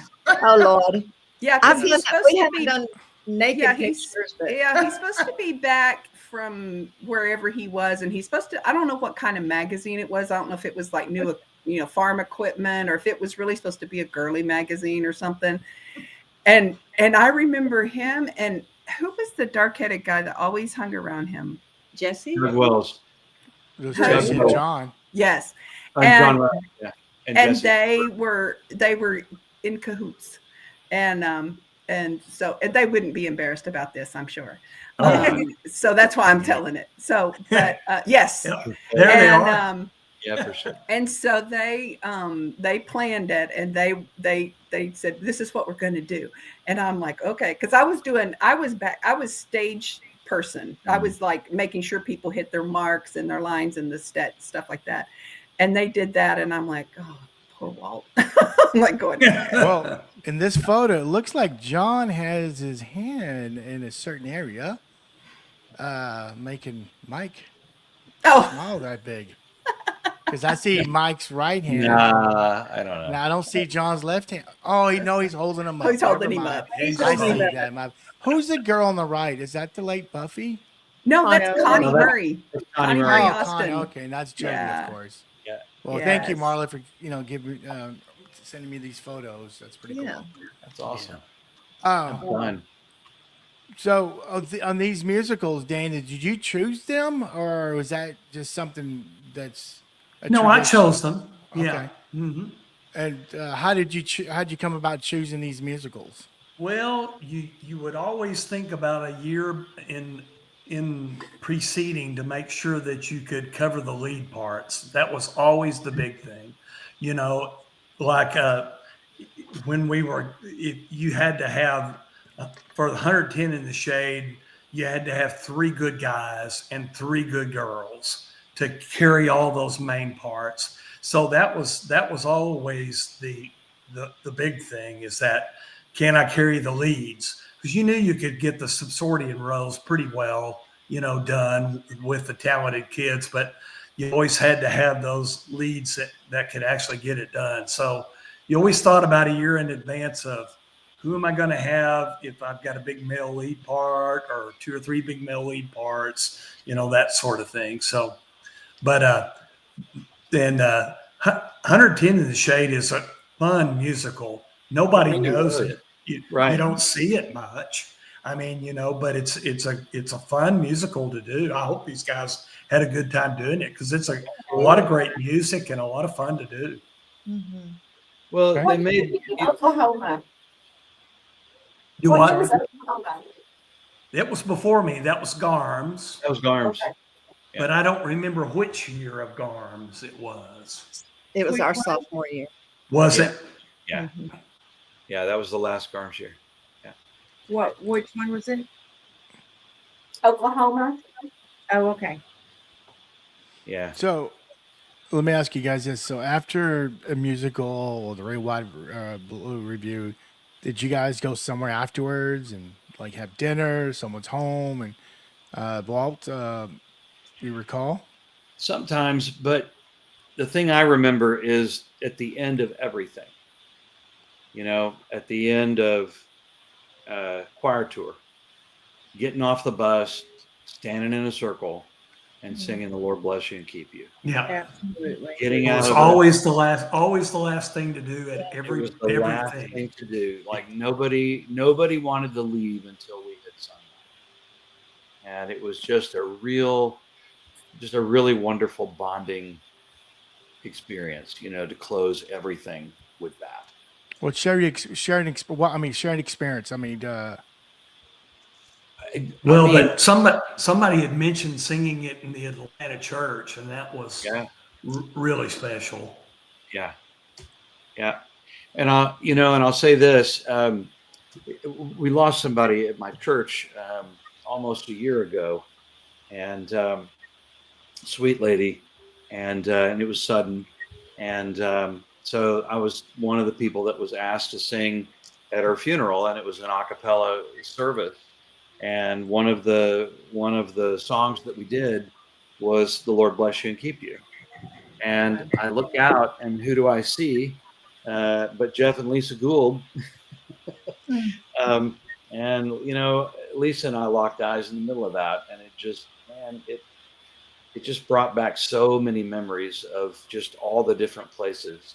Um, but I remember sometimes we would sing it on the bus during the ride, and I don't even somebody would just start it, and then we would sing it. Other times, like I said, it was just it was the way that everything got wrapped up, you know.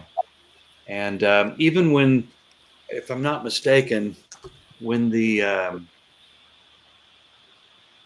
even when we found out that we weren't going to get to do Bye Bye Birdie, it seemed like we sang it, and then of course Danny got us like really quickly thinking about the next thing we were going to do.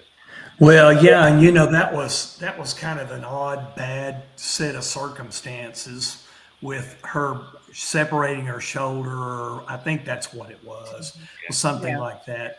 But the problem was, we started trying to think of, okay, can we reschedule this thing? And it was like, well, no, we've got to start Red, White, and Blue like tomorrow. I mean, it was like tomorrow.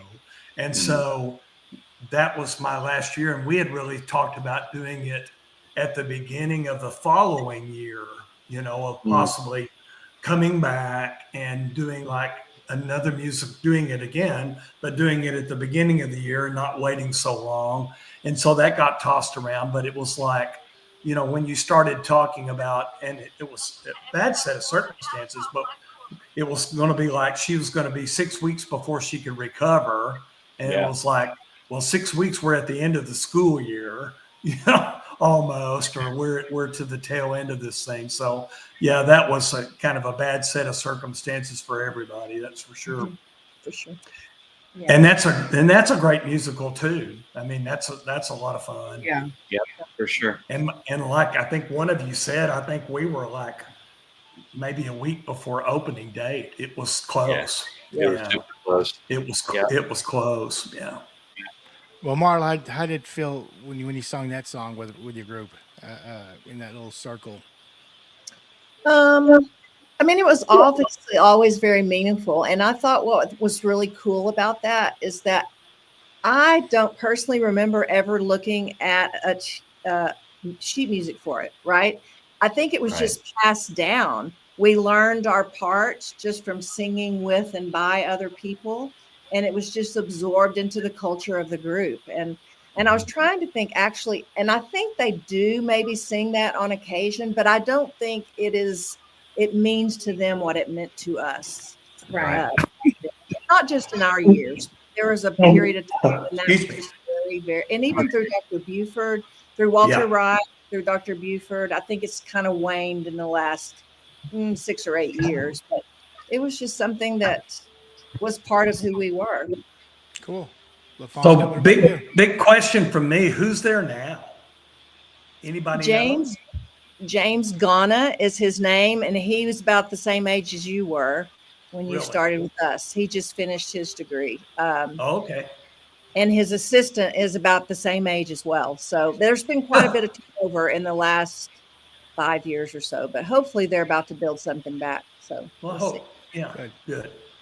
LaFonda, what about you? How did that make you feel?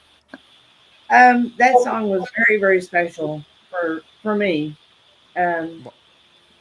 It's just it always was our group. It was our prayer. And Lisa knows she was at my wedding 42 years ago. It meant so much that I had everybody that was a member, had been a member, was a cappella choir stand up, and they sang the closing prayer for our wedding, which was the Lord bless you and keep you. Oh, How cool. That's neat. You know, funny story, and not prompted by anybody. I'm telling you, not prompted by me, not anybody. At my retirement party in McKinney, 3 years ago, the choir directors got together and sang "The Lord Bless You and Keep You." Wow. that's Wow. cool. Awesome. That's gotta be on. Someone had to capture that on the. Oh, phone, it was unbelievable because we had not talked about it. It had not been discussed. Nothing. One of the choir directors just decided this would be a cool thing for the choir directors to do. So does that bring back the Plainview memories? Oh my gosh. Yeah, a flood of memories. A full circle, right? Full circle. Nice, nice. Love that. Yeah, when you started and when you ended. Yes, well It's put. right, yeah, Well put, exactly. Walt. Well, I'm gonna go to Lisa. What about you? How did that song when you sing it? Well, I mean, even though we, still sing it in church sometimes, I never sing it, but I'm not taken right back to that stage at PHS and standing there with all these guys. And it's funny, Walt, that you shared the story about Lana's funeral because when I was trying to think of all the things I could think of, memories, that song was one of them. And that day at her funeral, when you looked out and we caught each other's eye, it was like, whew, time warp. Oh, wow. Yeah, exactly. Wow. Yeah, I wasn't sure I was going to be able to finish. Oh, wow. Yeah. Like, It had to have been hard. Yeah, absolutely. Ginger, what about you? Well, I was lucky, like I said, being the baby of 5, and all 5 of us were in choir, and they were under Steve Garm, so they knew that song. And so as a family, anytime we hear that, it not only brings family memories, but it rekindles family bonding, but also the choir bonding. And like I said before, it was just something different.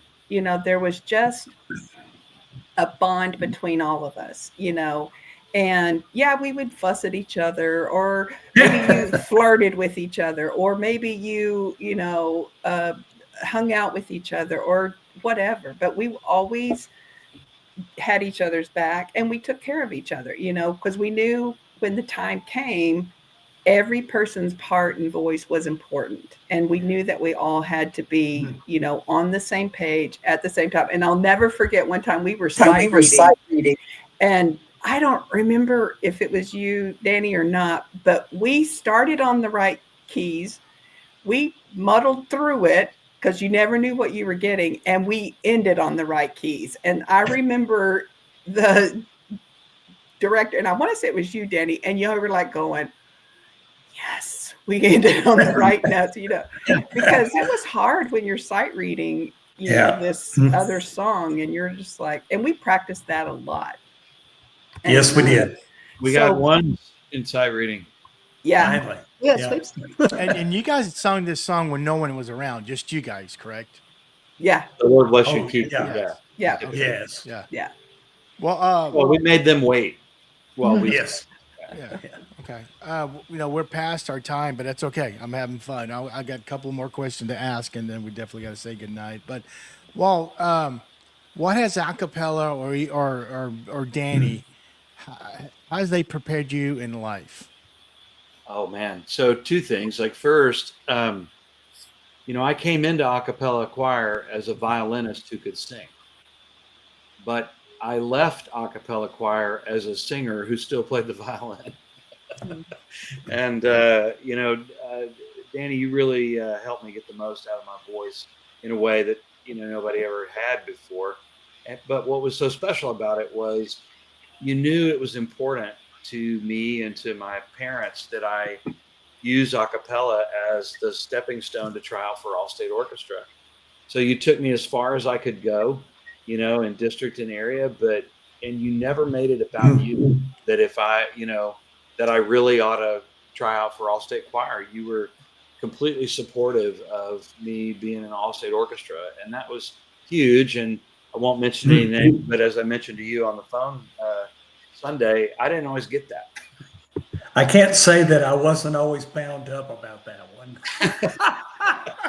Well, thanks. But I yeah. knew what you needed to do. But Yeah. I was, especially after you made first chair a couple of years in a row, it was like, oh, okay. But that's all right.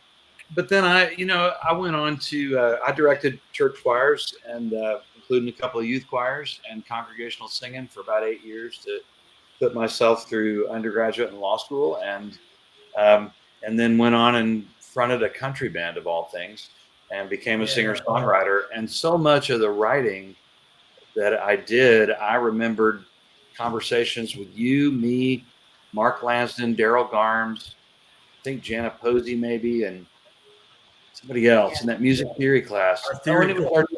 It was the first year, not the second year. That's right. And Francis West was in that. And he was in that class with us. And that little tight-knit group of just 5 or 6 people learning theory from you was huge. I mean, I just took it with me forever. And but the big thing, and this is the last thing I'll say, I guess, is I learned how to master something. I learned the art of mastery in choir. So then later, if I wanted to do something else, I wouldn't stop getting better until I knew I would keep learning until I knew I had mastered it, because I knew what mastery felt. It carries into everything. It does. It carries into trial law. It carries into brief writing. Sure does. Everything. Yeah. So appreciate you, Danny. Well, thank you. Marla, what about you? Along with I think what Walt is saying is that not to ever settle for less than everything you can do. I mean, will you ever be perfect? Probably not, but can we strive to get as close as we can to that? And of course, because I've done professionally along the same lines, not to the same level as you have, Danny, but in working with kids and hopefully giving them a love of music and a love of singing. I was inspired as a teenager, and it became the most important probably thing in my life.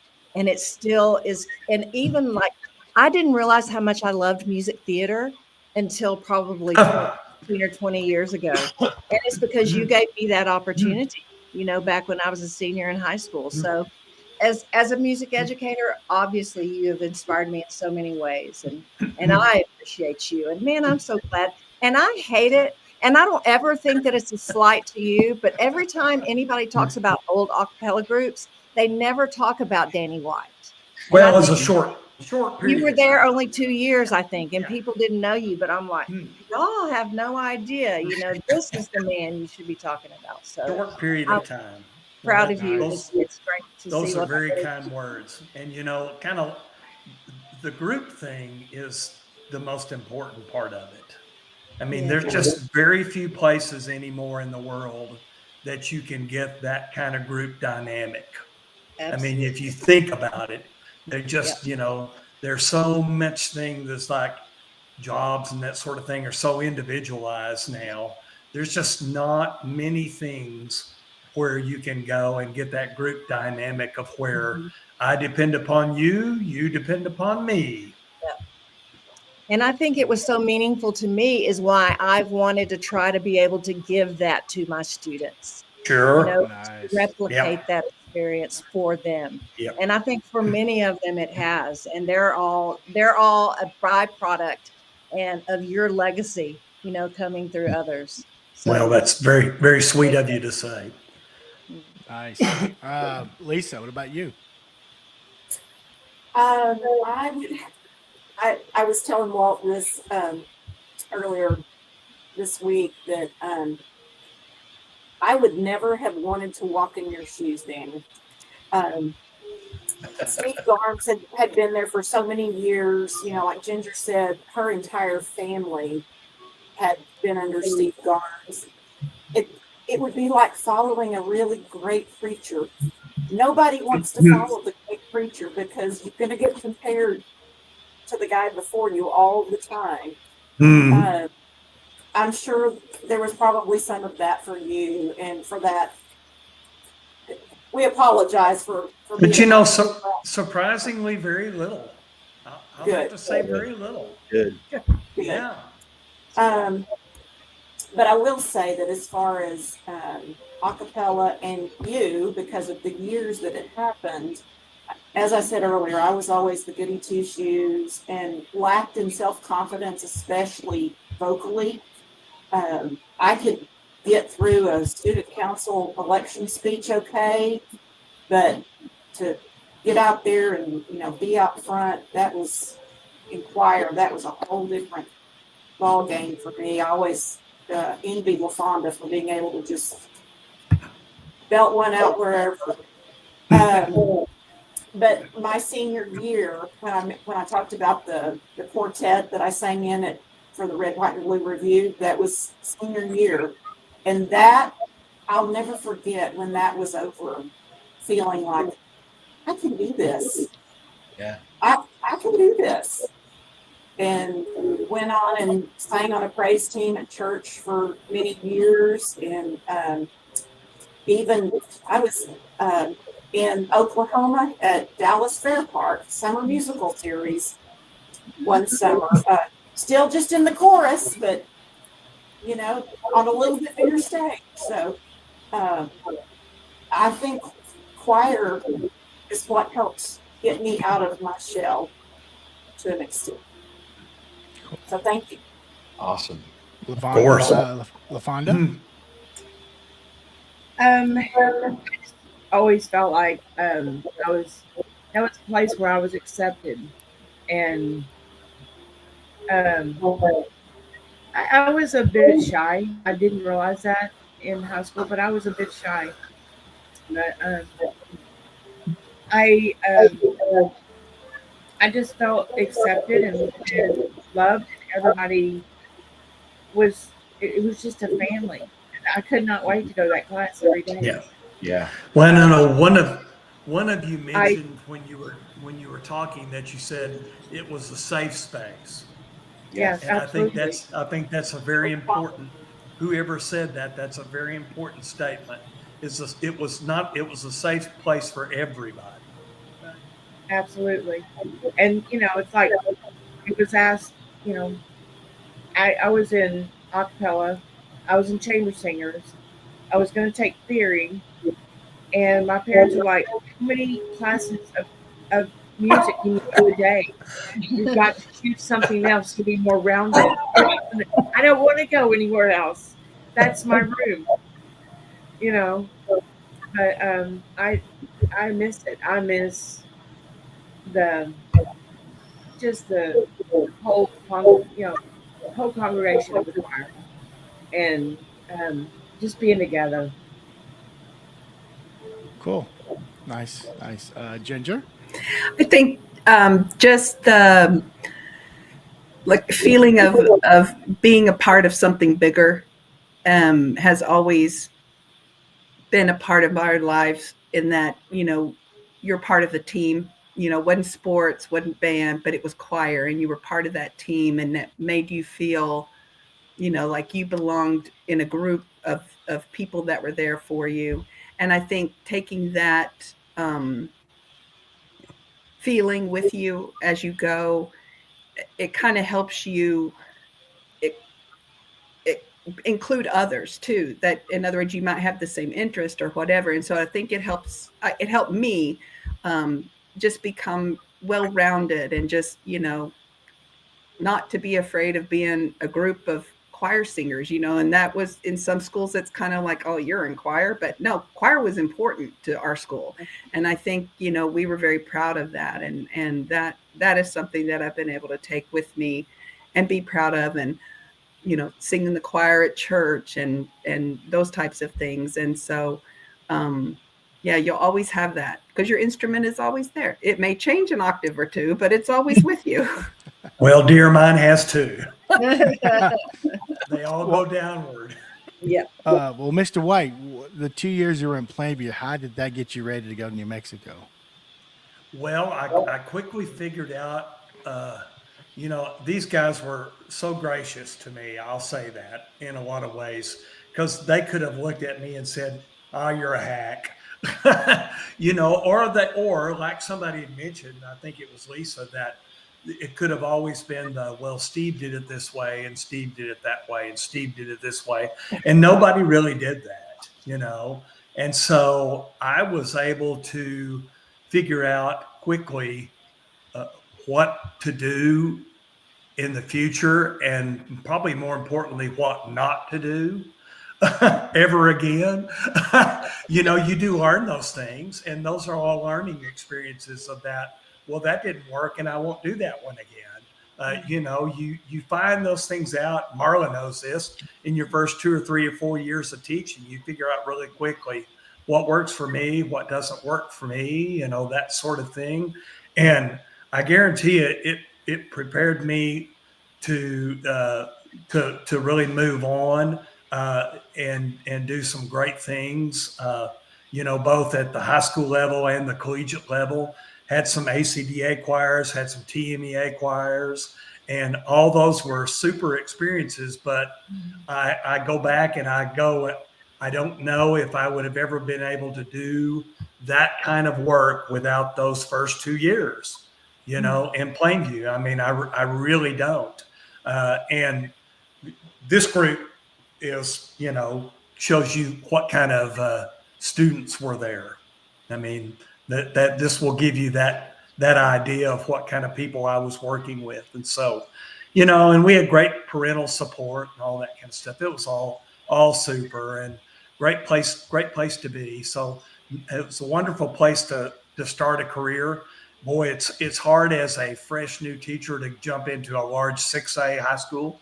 That isn't the easiest thing in the world to do, and so it really grounded me pretty fast on how to teach, Yeah. Nice. Well, guys, we're definitely way past. So I'm going to ask one more question, then we'll get into our parting words. And so, Ginger, besides Mr. White, what other teacher influenced you? That was, gosh, we had so many teachers that were very inspirational in their own way. But I think my junior year, I think it was, Miss Hatchell. She was an English teacher, and she took us to Theater in the Round, and we watched Macbeth. And I remember that year really focusing on literature. I like to read. It wasn't my favorite thing to do. Reading was not like a thing. I didn't even have a library card back in the day because I just used the school library. But that at that moment, that was one of those times where it was like, oh, I really like this. And so that's one of my favorite subjects that I teach is reading and writing, because I really enjoy literature. Nice. Cool. Lisa? Probably Sandy Williams. Had her for freshman history. Yeah. And she was tough. She was Jewel. She was a great teacher, but she was tough. And I wish I could go back and tell her now, but I went on and became a history major in college, and that love of history started in her class. And she was also student council sponsor, so she and I got to spend a lot of time together since I was the majored in student council, I think, in junior high and high school. Cool. LaFonda?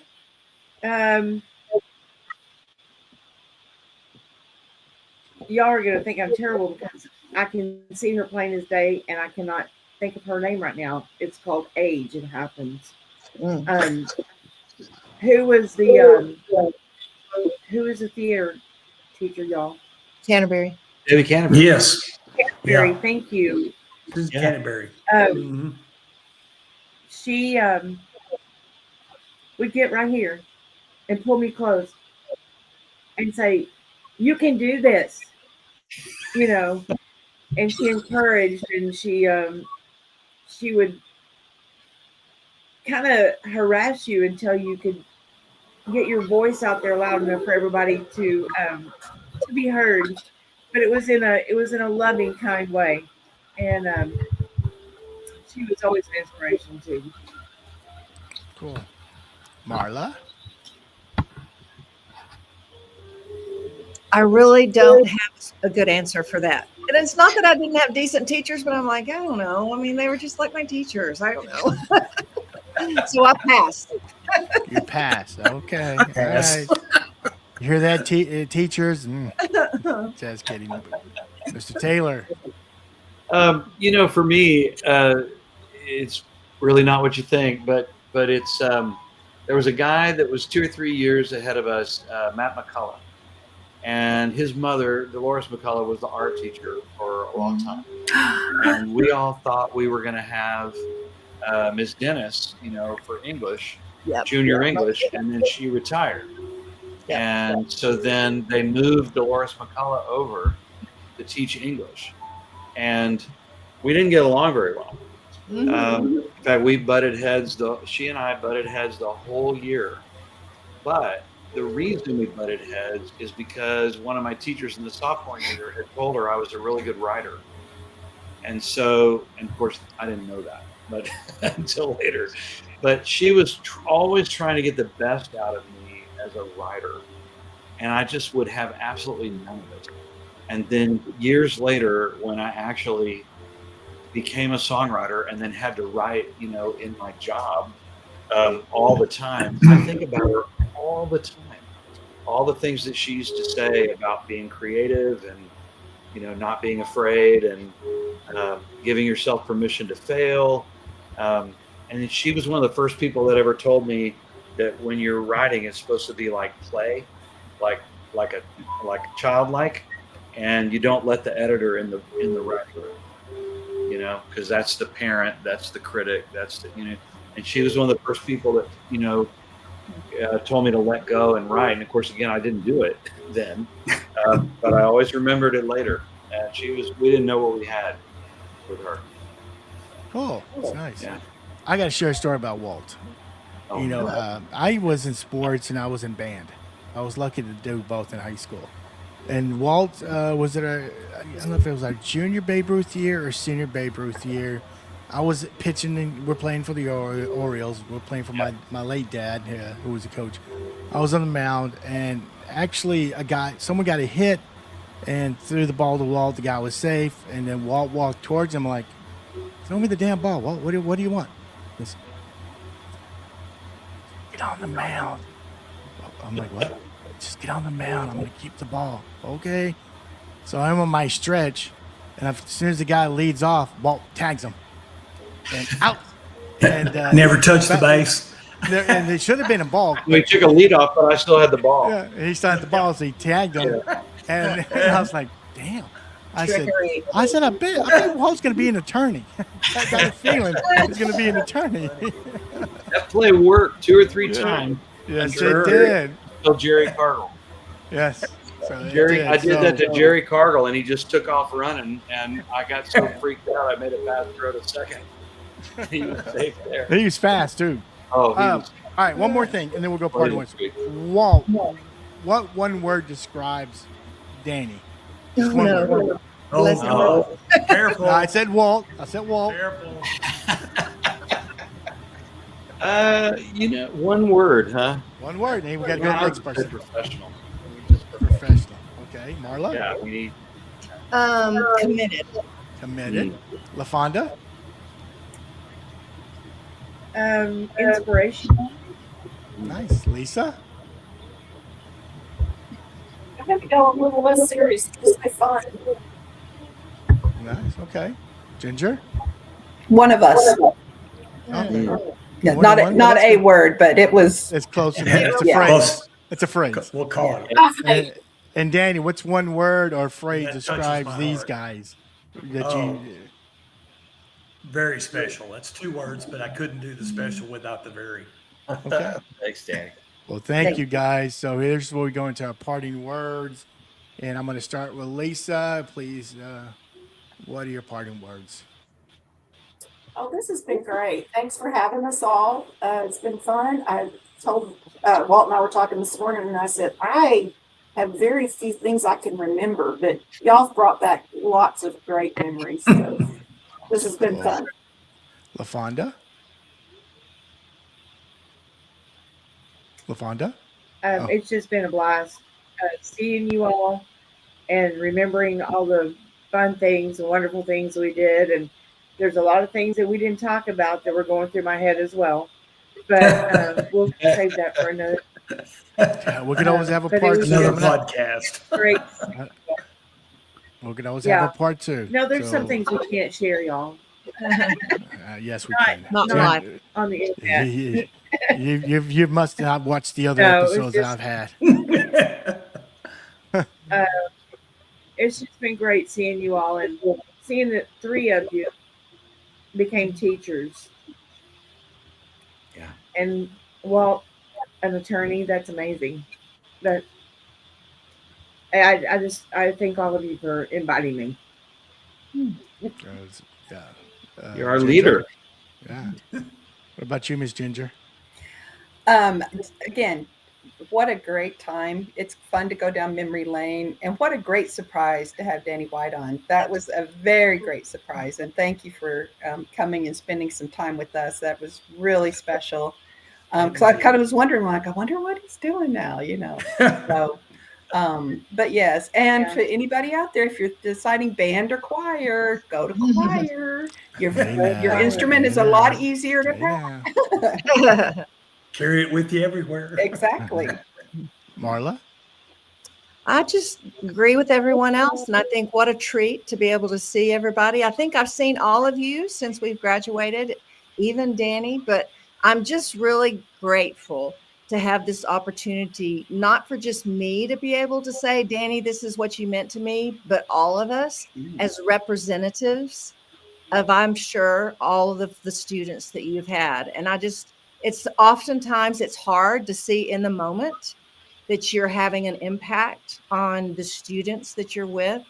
But I want to say you had a profound impact on my life.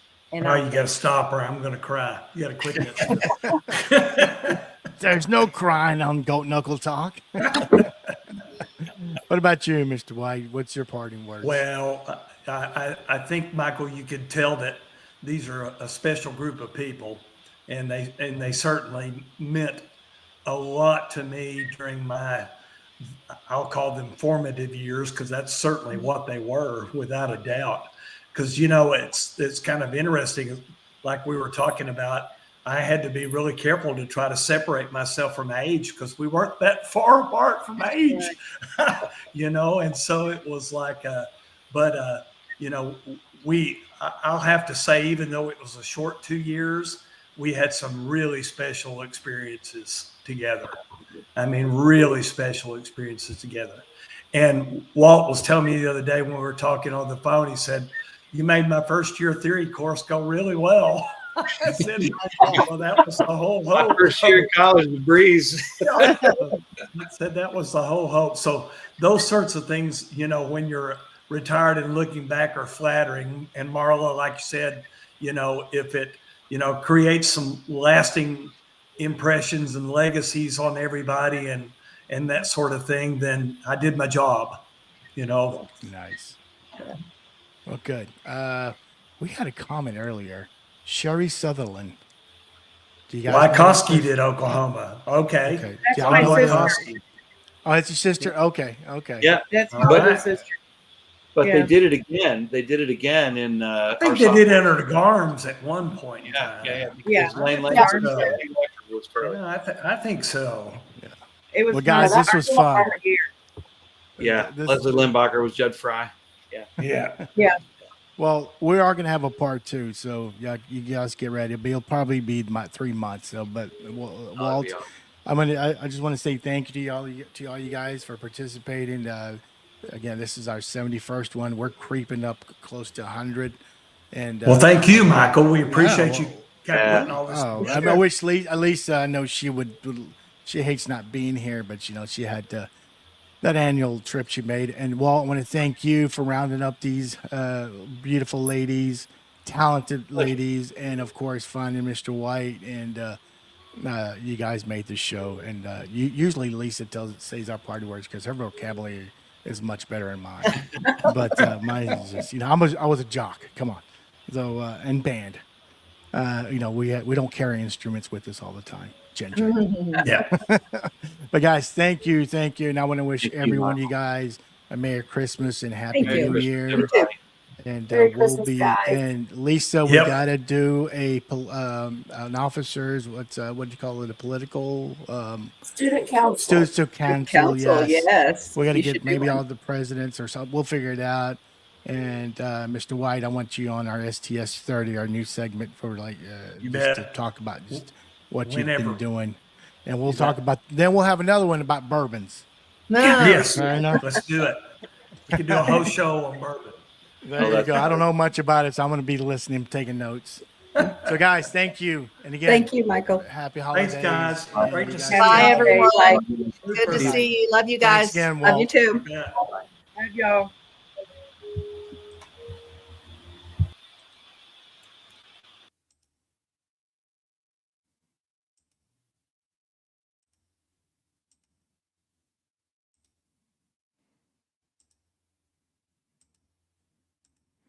Hey guys, so that was acapella Danny White era, and we had a great surprise with Danny showing up. That was pretty damn cool. Just again, I miss Lisa, even though she's in the top right corner. She'll definitely be here next week, which we're gonna have an STS 30 with Principal Lisa Kirsch. So stay tuned. So anyway, good night, everyone. I hope you enjoyed this episode, and we'll see you next week. Peace and love. Peace and love. Bye.